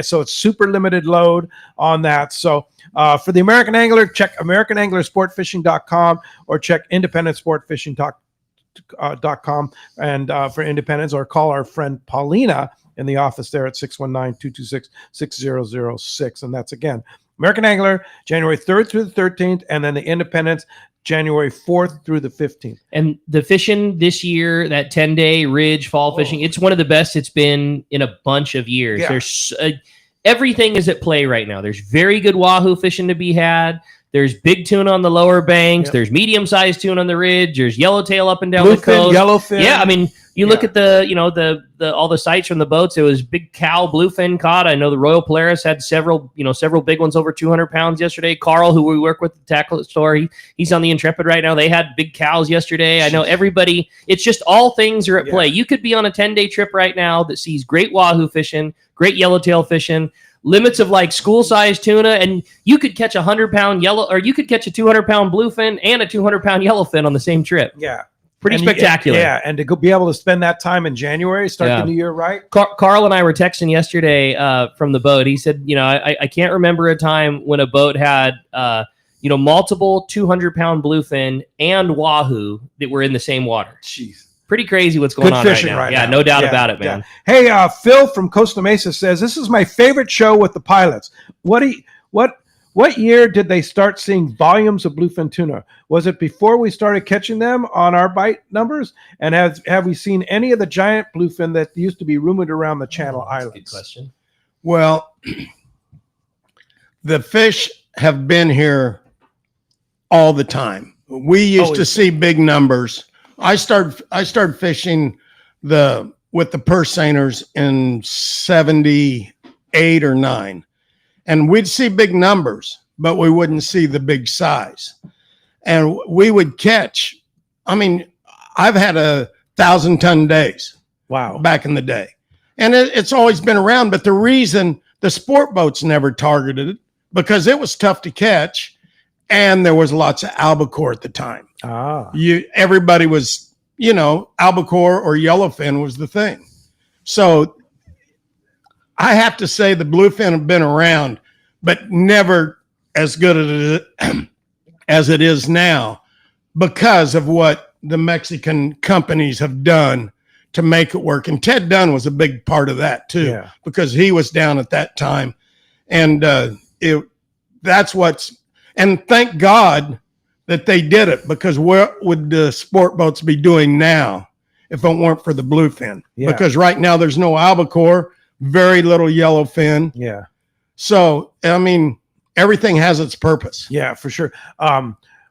So you think that was like in the albacore years then, like in the Yes, Yeah. yes, exactly. And of course, one of the things that changed a lot is the fishing at night, the sport boats. Oh yeah, no, that's so. Do the seiners fish at night? Oh, we used to be. That's when we would really target the bluefin and the tuna fishery, because it was tough for us to catch them with the Pedro fleet, because they're smaller nets, shallower nets.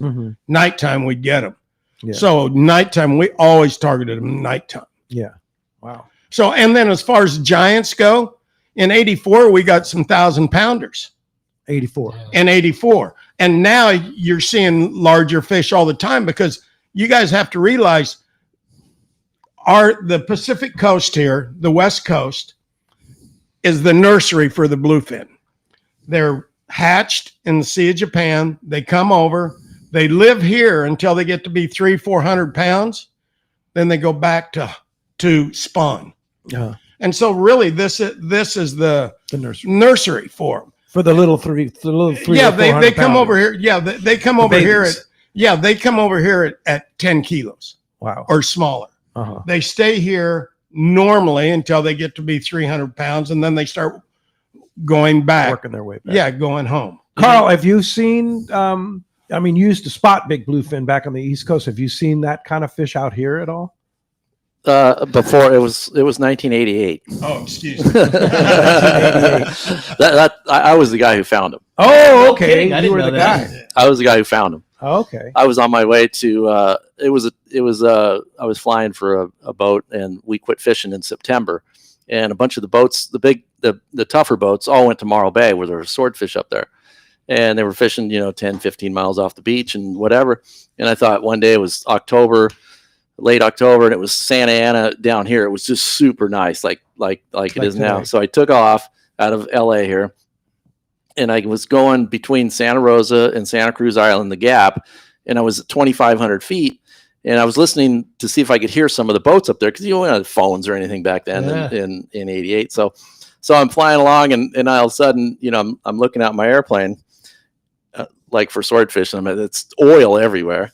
And I look down, and I get into the Gull Canyon there at Santa Cruz, and I see this chevron, huge chevron of fish, and I'm like, I'm listening to the guys up there, and all of a sudden the guys are like, it's blowing 25 up here. We're still on the chute. I guess it was northwest up there. And I thought, oh, okay. So I dropped down. I'm thinking they're porpoise. I'm like Because waiting. You're up so much higher than you normally would. Yeah, when I'm you at see 25. something like I don't normally. Well, you can see them, but it's just different. Okay. So I'm like, okay, I'm going to drop down, but they're not coming up for air. And I was thinking, but I never seen porpoise swim in a chevron. But so I dropped down. I'm looking, I'm going, those are tuna. So I call my buddy who flew out of Compton also, and I told him, and I said, he was a seiner pilot. They were working at Point Doom. And so I finally got down close enough to him to call him on the radio, and I got hold of him on the aircraft, because I called the boats. I said, hey, tell Jerry to get on my airport channel. So he came on the airport channel. I told him, I said, hey, I saw a bunch of tuna up here. And I didn't know any better back then. I was like, can I get one of your boats to come up here and I can, catch them with them? It's like, no. So I'm still flying down that way. And I see one of the other airplanes go up, his partner or whatever. And they went up there, and evidently that day, one of their boats or two of their boats raced up there trying to catch them, but they couldn't catch them. Never caught They them. tried for, If he would have called the right guy, he would have got a piece of it. I'm getting paid back now.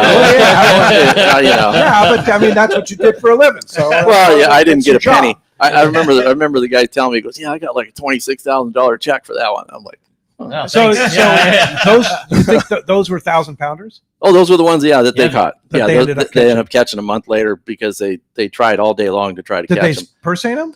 Yes. Wow. Unbelievable. Wow. Yeah, What a they great were story. Yeah, that's unreal. I don't know how many fish total were brought in, maybe 150? Oh no, there's a lot more than that. Because one guy had 100, right? Oh yeah, no, we made that fish was so big that we caught them all night time. You would set on them, and you'd see they'd go up to the net. And you're seeing the wake, and they got their nose against the net and their tail's going, and pretty soon it just go through the net. Through the net. Just punching holes in the net. Yeah. Wow. Yeah. Wow.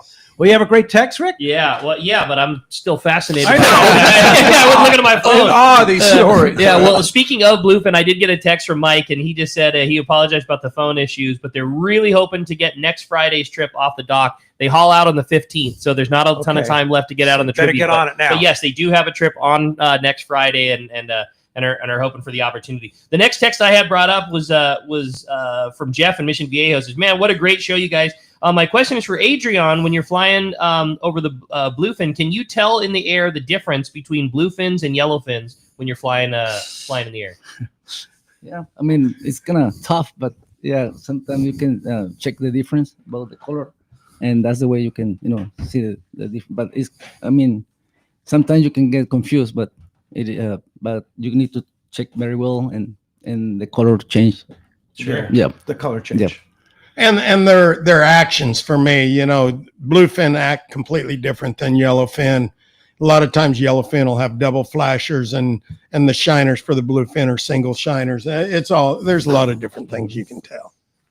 Have you guys ever had a mistaken ID on the boat? You put somebody on something. Hey, this fish is X size, and it ends up not, or it's this species and it's not. Any of those early in the career days? Why did you ask? Just curious. Because Carl flashed me a wink when so there had to be a good story there. I'm dying to jump in on this one. Okay. When I first started the purse seine thing, we didn't have any regulations as far as bluefin or yellowfin or whatever we were catching. It was tuna. So I remember these guys getting on the radio, and they would set a guy and catch fish, and the guy would come on and say, "Hey, we got him, we got whatever." And he'd be like, "What'd you get, bluefin or yellowfin?" And it'd be like, "You guys don't know?" I didn't know at the time. I never thought of it. And I think about it now, what I know now, because we had to try for a long time. The bluefin were all the same size as the yellowfin. Okay. And it is, almost impossible for us to tell the difference, especially if it's overcast or whatever. Yeah. I can't imagine. It's just, you can tell by the way they swim, but more than likely you're going, it's just too easy to catch. It's bluefin. One of the easiest ways to tell is if there's a sport boat comes through and they get hooked up, is yellowfin. Well, I remember the day I had the fortunate opportunity to go flying with you, and we saw so much bluefin. And then you said, well, I got to go down south and see if we can find something. And you actually spotted a small group of yellowfin, and it was totally different. Yeah. You were pointing out the differences and how they look and such like Right. that. So at nighttime, it's the easiest thing in the world to tell.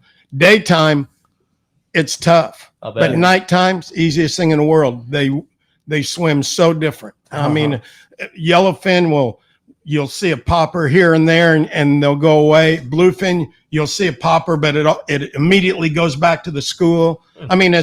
They act so different. What about the lessers? What about like big eyes or albacore or anything like that? Those have their own characteristics. Albacore are white, Okay. more or less. We used to catch some albacore when I first started doing the bluefin with them. We'd set on a school of bluefin, and you could tell the albacore, they were more just white spots in the back of them. Interesting. And so and the albacore wouldn't survive in the pens or the nets. Pretty Really? much, they would almost die immediately. yeah, because they're so fragile. Yeah, And and they need to cool. They got to cool down to cool their bodies. And honestly, we really never got a chance to fish that much big eye. We've caught a lot of big eye. Don't get me wrong, but never enough to really Get the sense that you do. Right. Exactly. Sure. Yeah. Wow. That's awesome. Well, you guys. I have an interesting question here from Tommy in Rialto that's kind of related to, they're all kind of related. And thank you guys for all the texts. We're flooding. We're going to try and get to as many as we can here. Tommy, good morning. Enjoy your show as always. Do you guys ever worry about hitting drones or being replaced by them? That's a good question because there's a lot of drones out there, right? Yeah, Probably we're not where you guys fly. Supposedly, they're not supposed to go above 400 feet. Okay. But I don't even know what the law is for them to be flying around out here. But now the military's got drones and stuff, and they call us all the time. They say, we got unmanned, vehicles out there, and it's like, I don't know. Yeah. We had to deal with F-18s and P3 Orions, down at our altitude, and before you know it, you're looking at a P3 Orion. It's like, time to go. Let's get out of here. You win. Yeah, because you're fishing over the base, basically over there. Oh yeah, well, yeah, and they constantly call us and tell us to get out of there, and but it's we're allowed to be there. Yeah, where it's not restricted. No, so it's a warning area, and we understand that. And a lot of times I had to learn from these guys, from the original Saner pilots, is just turn them off. But the other thing was, a lot of times you just say, like, well, thank you for the warning. I mean, Sure. they're mainly calling you on the emergency channels to tell you that there's a jet or they've got a hot area or something. They're dogfighting or doing something, and so sometimes if we get really nervous, or sometimes I used to say, thanks for the warning, but I got to go home. Like when we're coming home from the mushroom or the boomerang or whatever, we got to fly through that area, and they're like, we need you to go up around the island up towards San Nick, and it's like, dude, I only got so much fuel. I got to go for 4 hours of delay here. Thanks for the warning, I'm going straight. Just don't shoot me. Well, I don't think they shoot us, but you would hope. I've had them dogfight us and chase me a couple times. Have they really? Oh, on a jet? Yeah, F-18s come buzzing by you right at your altitude, and they're just circling you. I mean, I was circling a school of fish and trying to put some guys on it or whatever. And I was telling him, like, God, this guy is like right next to me, and he's buzzing me, and he's going. I'm like, if I hit his wake, I'm done, And I was like, I got to get out of here. So I flew straight, and he got on the radio and called Beaver Control and said, hey, there's an F-18. They give him free time. Sure. And he probably didn't know what he was doing, and knew what he was doing, but he didn't know what he was messing with you. He didn't know what was the consequences that we could hit some of his wake. I mean, and we're that close to water. Wow. You can always tell when they're goofing with you because they'll come by real slow. They'll have their gear down, trying to go as slow as they can, and crazy. Yeah, but you don't want to get behind the jet, right? Well, not when they're hauling ass. I don't know about the wake turbulence and stuff like that, but But that's no longer clean air. Your plane doesn't. Yeah, when you're circling, you're vulnerable. Yeah, and you're usually going slow. So wow, crazy. Crazy. Lots of stuff to watch for. Oh yeah. No doubt. Well, hey, another great one says, good morning, guys. What a great show this is. I'm curious to know what the largest school you guys have personally ever set on, or another type of record that you're proud of. And that's from Randy. Okay, I'm going to tell you something. The last set I was involved in, I got 350 tons of the big bluefin. I mean, it was a 200-pound fish, 100-kilo fish. Wow. Wait, how much? 350 tons, and they saved every fish. I think they had 6 fish die because it was all going into the pens. Wow. This year, friggin' Adrean topped me by 200 tons. 500 Topped you tons. by 200? Yes. Oh my God. 500 tons. And the average was 80 kilo fish. 160 pound fish. Wow. Wow. Yeah. And that's kind of your target fish, that size fish? Yeah, we don't fish less than 40 kilos. Anything less than 40 no, kilos. No less Less than 80 100 pounds. pounds. Yeah, 100-pound fish. Yeah. Yeah. If we see the small ones, we just see it, and we don't catch those. Yeah. That's why we're seeing so many big fish the next year. Yeah, right. Wow, crazy. While we've got Adrean talking, I have from Wayne Cotto, our co-host Wayne, says, great show today. Thanks for Adrean for all you do with your outstanding stuff at Cedro Sport Fishing, all you do for anglers. Thank you to Rosie and all of the improvements and customer service she has brought the operation. What is in store for the future? So there is a lot of exciting stuff at Cedro Sport Fishing right now. Why don't you tell us about it? And right now we're working on Lodge 2. We're going to make it for next year. You're building a new lodge. Yeah, we already have 2 bungalows, and we're building another 4. And we'll be ready. And it's going to be next to the Lodge 1.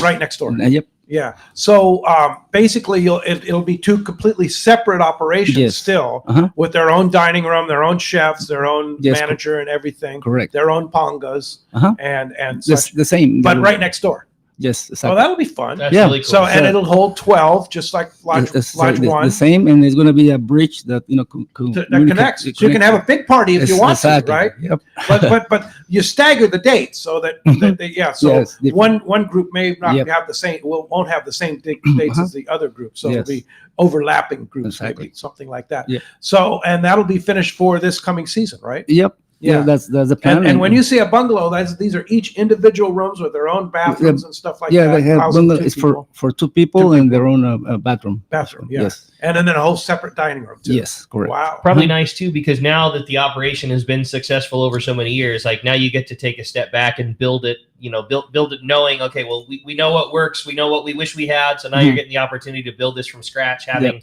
gosh, what is it now? 15 years of running trips down there? Almost 20 years. Yeah, awesome. 20 years. I'm excited to see. Wow. Yeah, remember the first test was 2006. So Yeah. since then we started, Yeah, next year is 2026. So it'll be your 20th anniversary. And the people there in Cedrus, his crew in Cedrus, they're the amazing. greatest people. I miss Cedrus more than anything. Yeah. Not quite as much as missing the fishing. Yeah. But Cedrus, that was a special place. They used to joke when we first got there. If you guys could have seen it, what it was like when we first got there, we were riding in the back of a pickup with gas barrels to go fuel the airplane. I love it. The road was not paved; it was just a salt road, rough. I mean, the hotel we were staying in. I mean, it was rough. And what they've done, and what it's first class. Yeah, it is. It is so cool. And they used to tell us the Bruja is going to get you. The Bruja is the witch. When we first got there, we couldn't wait to get our fish and get the hell out of there. And as the years went on, it finally, you fall in love with the place. No doubt. It's very, very, very cool. I remember the very, very first tester trip that we went on, and you guys were saying the same thing. What do you think about it? You think this is something people would want to do? And I remember this is it. There was no question, and we went in an early time of year. Windier in the dickens. Before things were established, but it was then so obvious. Oh my God! Yes, absolutely yes. And just think of where it has been. Where it came to from that. It's so cool. You guys always used to kid me. And I've got to make a confession here. You guys used to kid me. Tom, you ever go fishing? And I'd say, one at a time? I said, are you nuts? Carl's shaking his head, yeah. But Pete got me going up to Queen Charlotte Safaris. Haida Gwaii Safaris. I got to tell you, I've had so much fun the last 2 years. We rebooked again. I actually caught some one at a time. It's a blast. With your wife and your friends. And you're going again with us in August. Yes, I am. Oh, yeah. No, it's a blast. No. And I got one of the pins. Oh, okay. So Valerie runs such a great. Oh, yeah, no, she does. She's so great crew. Another great crew. Yeah. I keep telling Adrian, I wish Valerie would go down and see Adrian's operation, and Adrian should go up and check out Valerie's. But they're very similar, top-notch everything. Yeah. But the thing about Cedro Sport Fishing, and you were talking about the experience that Rick and I had in that April of 2006. The fishing was good, but the experience with the people there was what really made it. And it's like, that's what we just said, this place is amazing. Yeah. And that's what makes it special. Exactly. And the way we do it is like a family style. Yes. All the crews, families, all each other, and that's why we keep it like that, like a Mexican style family. When the dinner and all that, the food. So that's why you have the best operation down there. Yeah, no doubt about it. Hey, when we come back, we got a lot more Let's Talk Hookup coming your way, including a lot more of these great stories. You stay tuned. You're listening to Let's Talk Hookup on the Let's Talk Hookup app, as well as Facebook and YouTube Live. It's sales event time, and it's happening now at your San Diego County Ford dealers. The Ford year-end sales event has limited time offers featuring Ford Bronco and Bronco Sport with the standard 4x4 capability and GOAT modes. Goes over any type of terrain. I'll be taking my own Bronco Sport around to tackle my holiday to-do list. Shopping for the perfect gift? How about the Ford Explorer? It's the all-time best-selling SUV that can fit the whole family this holiday season. Inventory is arriving daily with a great selection to take your test drive. Come see the award-winning lineup yourself before the year ends. Hurry into your local San Diego County Ford dealer today. They'll be glad to hook you up. It's time for the Power Pro 30-second seminar. I like catching big fish, and I like smaller reels too. How do I make sure that I have the capacity to land the big one? I fill my reels with Power Pro Max Quattro. It's 25% thinner than standard Power Pro, so you get more line on that small reel. Power Pro has a complete series of highly effective lines, including the brand new Power Pro Depth Hunter Offshore with different colors every 100 feet. Perfect for flatfall fishing. Want to learn more? Check powerpro.com. Time to talk about great gear from Shimano, and I tell you, we're talking to Sage, it just makes me think about Tranks reels, right? Totally. The 500 for a surface iron. I mean, the lineup. If you wanted to buy the perfect setup of 3 reels for going to Cedro sport fishing, you get yourself a Tranks 300 for fishing your 5-inch lead head and swim bait and all that great calico bass fishing. You get a Tranks 400 for fishing weedless swim baits and all the hard jerk baits. And you get a 500 for casting surface iron to yellowtail. You've got all the bases covered on the same reel. They're fantastic. Yeah, they're fantastic. Can you just put your favorite Power Pro line on there, whatever you want to do, and talk about the ultimate kelp cutter rig? It is, and the reels are so user-friendly. The braking system that's on Tranks, you can dial that thing up where an inexperienced caster can flawlessly cast a bait casting reel without backlash. Or if you get it in the hands of an expert angler like old Tom Green over here, you can back all it off and get amazing performance without having any of the assist. They're a fantastic set of reels. The top fleet and superb fishing is what Seaforth Sport Fishing in Mission Bay is all about. With free parking and fully stocked tackle shop, it's no wonder Seaforth Sport Fishing is a favorite among anglers. Come aboard top boats like the Aztec, Cortez, Endeavor, Apollo, Outer Limit, Elgato Dos, Pride, Tribute Pacifica, Pacific Voyager, and the Voyager. Plus, the new Seaforth, Sea-Watch, and San Diego offer the finest half and full day trips available. Seaforth Sport Fishing. For charters or regular open party schedule, check seaforthlanding.com. Run by fishermen for fishermen in Mission Bay. Welcome back to Let's Talk Hookup. Having a great time here this morning, talking fishing and talking flying to go along with it. It's been a great morning, and man, it's crazy how fast the show is rolling by. But the texts are still coming through. Lots of great text messages, and still plenty of time for you to send in yours. Again, it's only available through the Let's Talk Hookup app, and make sure you include your contact info when you do. All right, you have a good one? I thought so. This was says, "What's everybody? This might be my favorite show of all time. Having a lot of fun listening. Wondering if the boys could share what their craziest place that you've ever seen a tuna where you're thinking, well, there's no way that fish is here, whether it be close to the coast, seeing bluefin on the coastline, etc. Thanks for all the dope and everything you guys have done to help keep us as a fleet on the fish." Well, I don't know about we've caught tuna right up against Coronado Islands. I've caught them right up against Clemente. Right up against Clemente, where you actually if you stepped off the skiff, you'd be on the land. They're right up. Wow. And really? I've got them off the La Jolla kelps. Yeah. I'll never forget one time I was fishing and I was outside San Nick about 60 miles and had the boats there, and I whacked them really good that day. And one of the old time fish spotters, Jack Martisich, says, "Green, why would you even look out there?" And I said, "Well, because that's where they are." Like he was mad because he had to go so far offshore to get them. It was pretty funny. Yeah, that is funny. Well, I've another great text here from Charisse, and this is an interesting question, and I've often wondered this too. So, good morning, everyone. Great show today. My question is, do we have tuna pens? Why don't we have tuna pens on the California coast? Thank your governor for that one. Oh, it's useless again? Well, they federal too. Well, they shut us off. I mean, they virtually made it where it's impossible to do, because then now you've got to catch sardines. Now you've got to do this. I mean, it's sad. It's just like, when I started fishing tuna, 78, I believe it was, this for the purse seiners, they were getting $1,000 a ton for bluefin, $1,400 a ton for the yellowfin. You know what the price of a bluefin is today for up there? How much? About $800 a ton now. Wow. Because they shut all our canneries down and sent them overseas because the rules and regulations got so tough for our canneries. That's why they went overseas. Yeah. So they just, little bit by little bit, they they pushed us out. But why would that have like a live fishery like tuna pens? Why would that affect Regulations? Oh, you got to be here, you got to be there. That you can't catch sardines for this. You can't. There's just so many rules and regulations.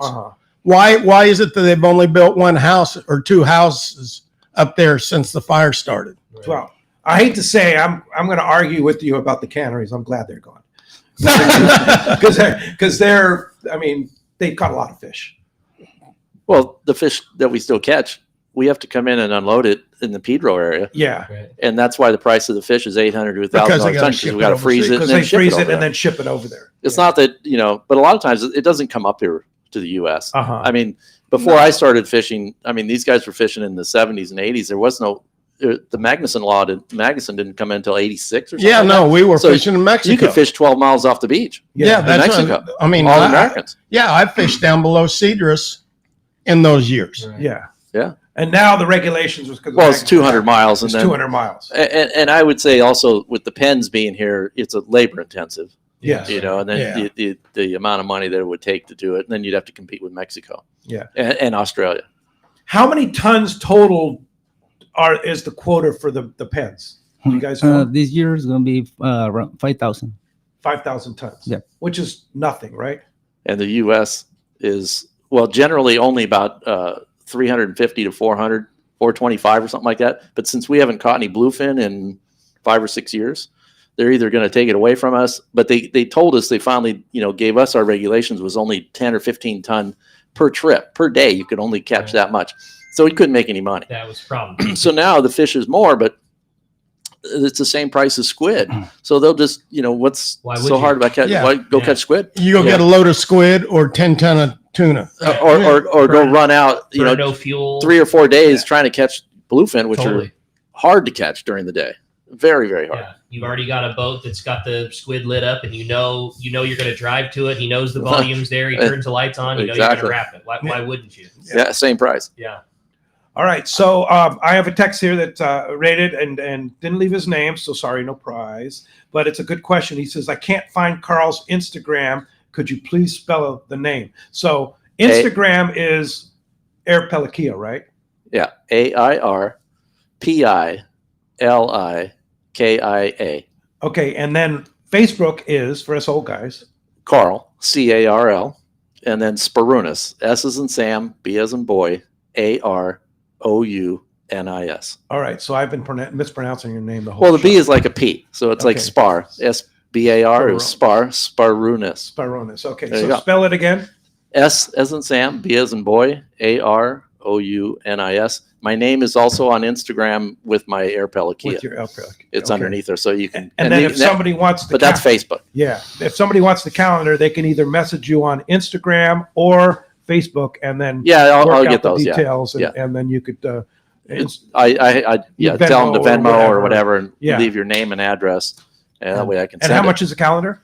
I've been charging $60. That's a bargain. It's A few years ago, I used to charge pictures. $80. I don't know why. Yeah. but they used to cost more. Now they're. I mean, the pictures. Every picture in there is frame worthy. Oh yeah, That's the crazy thing about it is you could take this calendar and frame every picture and have like. But I also sell pictures. Wow moments. You can buy pictures and put them on a frame, and put them, in your house. Oh, really? On my profile on Air Pelikia, there's a link there, and it's for a Smug Mug, and you go on there and look at all my pictures. Oh. I haven't really updated it in the last couple of years. That's on the Instagram. That's on the Instagram one. You know what? I should probably put Yeah. that on my Facebook too. And that's a cool site. So you can pick the picture you like the most, and then you can decide what you want done with it. You can have it framed or Exactly. Framed. You can get it. You can get a print, or you can get a metal. Yeah. Or you can get a canvas. Awesome. Yeah. I had a canvas made. I had a swordfish one last year, and I had a canvas made that was like I think it was 42, like 30 by 42 or something big. And I was just to see what it was like. Yeah.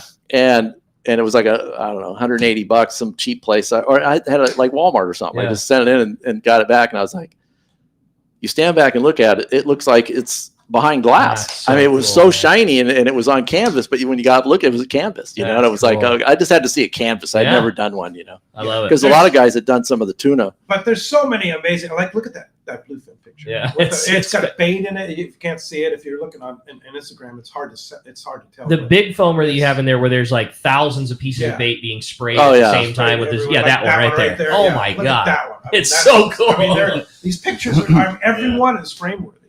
Yeah, pretty. Yeah, they're impressive. fun. They're fun to Yeah. take. I if you guys teach me how to do it and tell me to get bigger lenses, and I'm moving too fast. I'm at 800 feet and I'm going 90 miles an hour, and the plane is bouncing, and you're going in a circle. And These shots, though, they look like they're taken on a tripod. I know. and it's unbelievable. And his movies are. I mean, think about the motion in the airplane, and his movies are phenomenal. It took a while to do that. We talk about it in the shop all the time. If you're into fishing, it's everybody's favorite thing to follow. The one thing different about the plane versus a drone is you have to see the fish from the boat.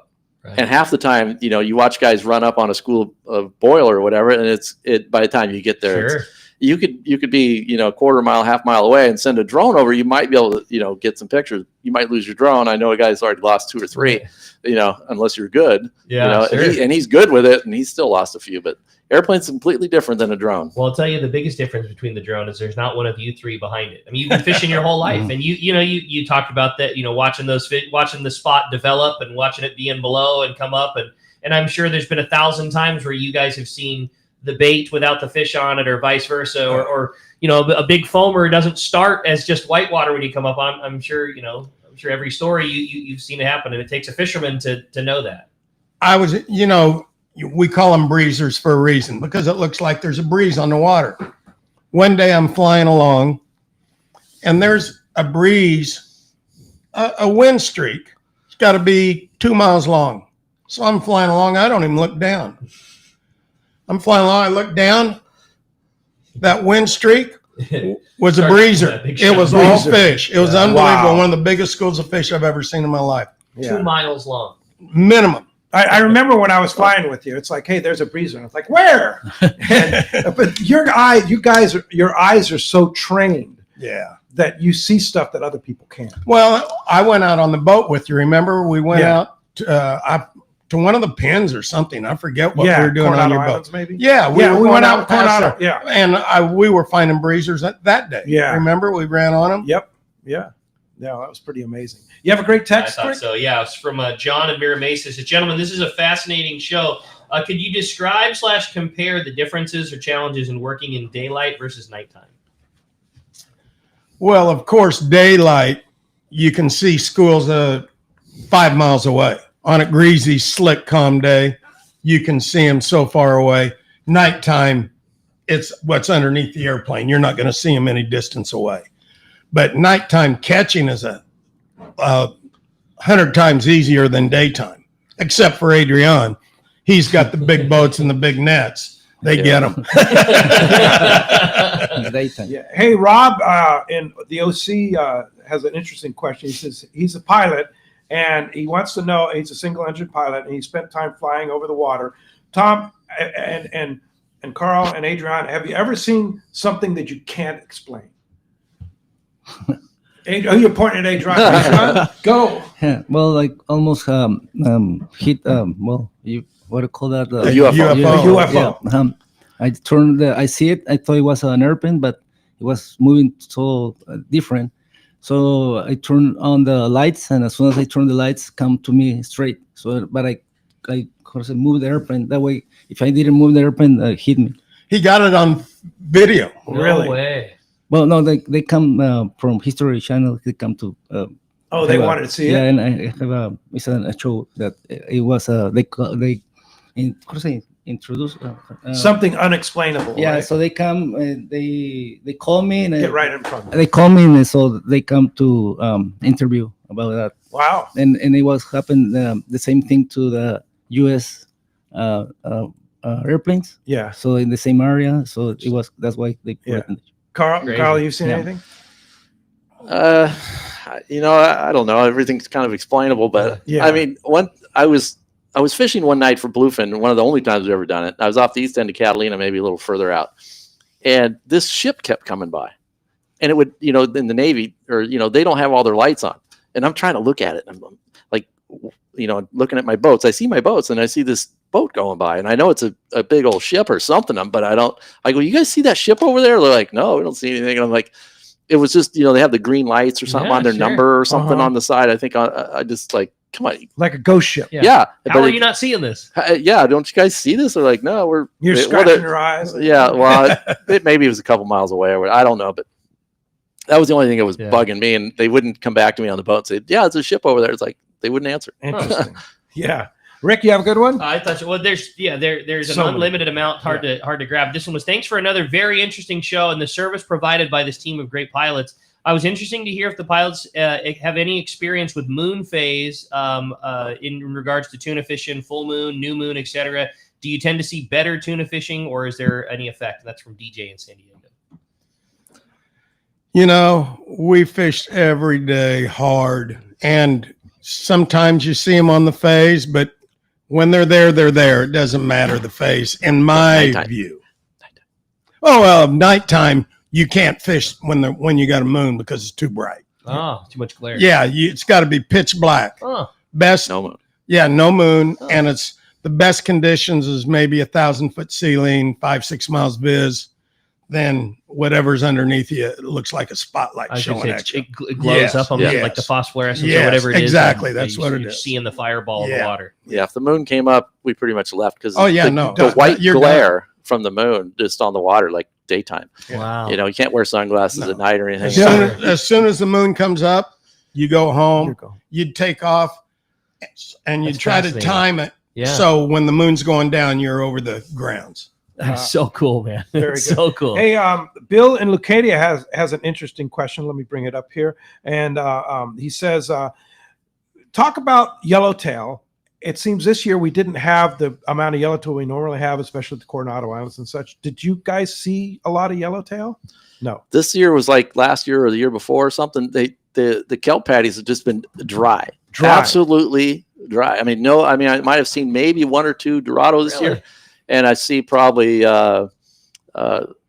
maybe one patty with a couple yellowtail on it. That's it. I saw some yellowtail at Clemente. I see them there, but not very often. I fly the island real tight, and this picture right here that's a yellowtail picture. Right, that's yellowtail. Yeah, I'll show it on the camera. And that's right next to Clemente, and that's the only yellowtail I've seen.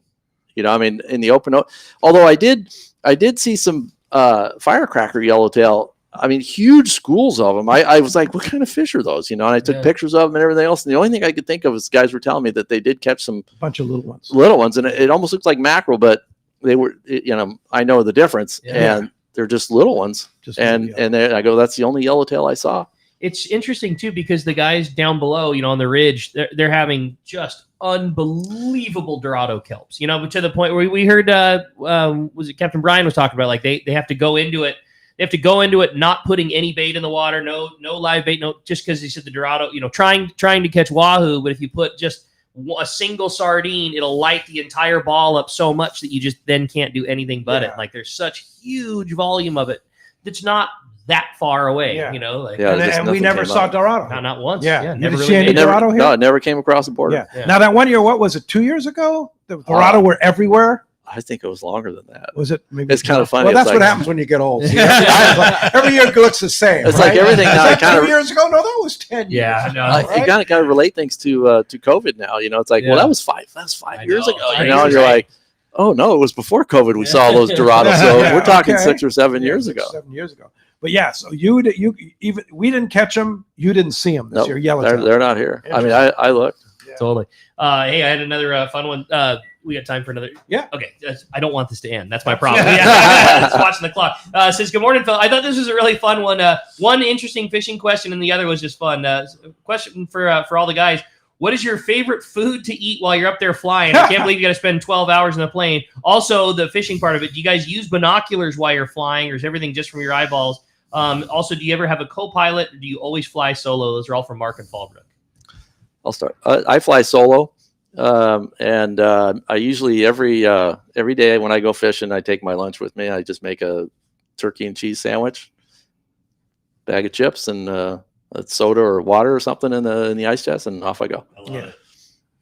For me, I never eat anything. I always figured a hungry hunter was a better hunter. But but I did drink a lot of coffee. Oh, okay. And no, the only time I ever used binoculars normally was if I saw a boat in a distance to see what boat it was. Got it. Yeah. What about you, Adrian? I like tuna sandwich and chips. He learned from me. But Tom used to always say, like, sometimes when we were at Cedrus, he would get a lunch, somebody would make, or they'd make 3 lunches or something like that, and we'd get 10 miles away. It's like, he already ate my lunch. If it's in the airplane, I'll eat it. Yeah, that's funny. Our friend Chris Minnick has a suggestion. He says, we saw as many as 25 purseine boats at a time on the upper ridge, like the 13 and the 23, targeting yellowfin tuna. Wondering, should we be concerned about that fishery? I was told it is unregulated compared to the bluefin. Well, that's correct. It is unregulated compared to the bluefin. I don't believe they have a quota for their yellowfin fishery. They just shut down. Hey, before this show ends, I want to thank you guys for inviting us in. And do you know how long a reach you guys have? I had a buddy of mine call me and he says, Tom, I'm on Let's Talk Hookup and it says the fish spotters are going to be on there. Are you going to be on there? And he's in Mississippi, my buddy Dave. Okay.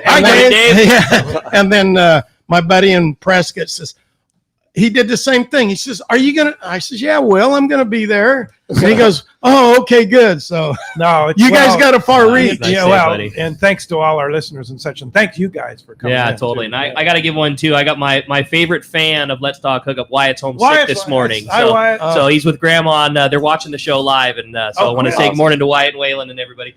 I can't believe how fast this 2 hours went by. What a great show and a great time. And when we come back, we're going to find out. We got more, and we're going to find out who's going fishing on board the Mission Belle, as well as winning one of these amazing calendars from Arapella Kia. More Let's Talk Hookup coming your way on the Let's Talk Hookup app, as well as Facebook and YouTube Live. Hey, this is Rosie with Cedros Sport Fishing. We have always been the leader with all-inclusive fishing trips to Cedros Island. We now have 2 lodges to choose from and both sit on the cliff's edge with relaxing ocean views and gorgeous morning sunrises. With direct flights departing to the CBX in San Diego, we are committed to providing first-class service to our guests and an unforgettable fishing experience. Come check out the yellowtail and calico bass capital in the world. Nobody does it better than Cedros Sport Fishing. Call me at 619-772-7570 or check us out at cedrosportfishing.com. Book soon. Trips are going fast. Do you know why 1 million customers visited Summit Gasoline last year at the San Diego Sports Arena? Because they give you the lowest price on fuel, great service, and easy access, even for trucks and trailers at their 24 pumps. Summit is known for the best price on ice, too. Almost half the cost of any other vendor. 25 pounds for just $3.99. Martha and her crew love fishermen, and they'll prove it by giving you 100 pounds free with a 35-gallon fill-up. Summit offers over 40 snacks and drinks to choose from for only 89 cents, and even a line of hand creams and lip balms for 89 cents, too. Summit now proudly offers locally made burritos and sandwiches, made fresh daily and ready to go wherever the current takes you. Summit just upgraded their car wash, and for a limited time,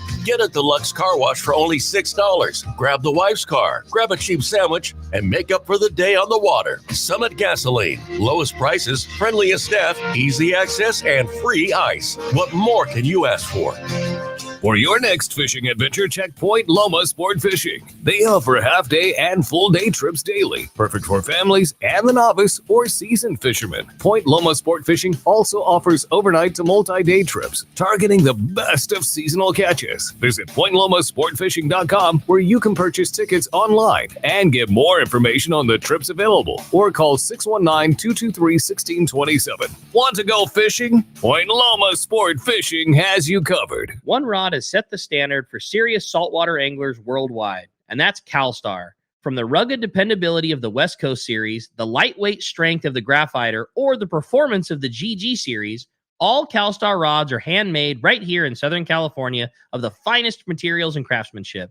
Check out the new CalStar models now available, as well as upgrades to the classic rods that you know and love. If you want your tackle to be state-of-the-art tools to get the job done right, it's CalStar at fine tackle dealers. Everyone has their go-to fishing spot. My spot is Kingfisher Charters in Sitka, Alaska. Rock Cod Rick here to say if you're looking for the ultimate Alaska experience and the best value in Alaska, it's Kingfisher Charters. Owner Seth Bone and his crew consistently deliver deluxe accommodations, the finest food, world-class fish processing, and top-of-the-line fishing experience. We've literally sent hundreds of our listeners to Kingfisher, and they all can't wait to go back. Most Alaska resorts make big promises, and they don't deliver, or they'll nickel and dime you to drive up the cost, but not Kingfisher. Kingfisher, everything is included. Your license, fish processing, super deluxe accommodations, amazing food, airport transfers, your gear. Literally all you need to bring is your layer clothing, and Kingfisher covers the rest. They also have the finest boats and charter captains in Sitka, all for the ultimate value. Take it from me. Book your trip to Kingfisher Charters and you'll thank me. Kingfisher Charters,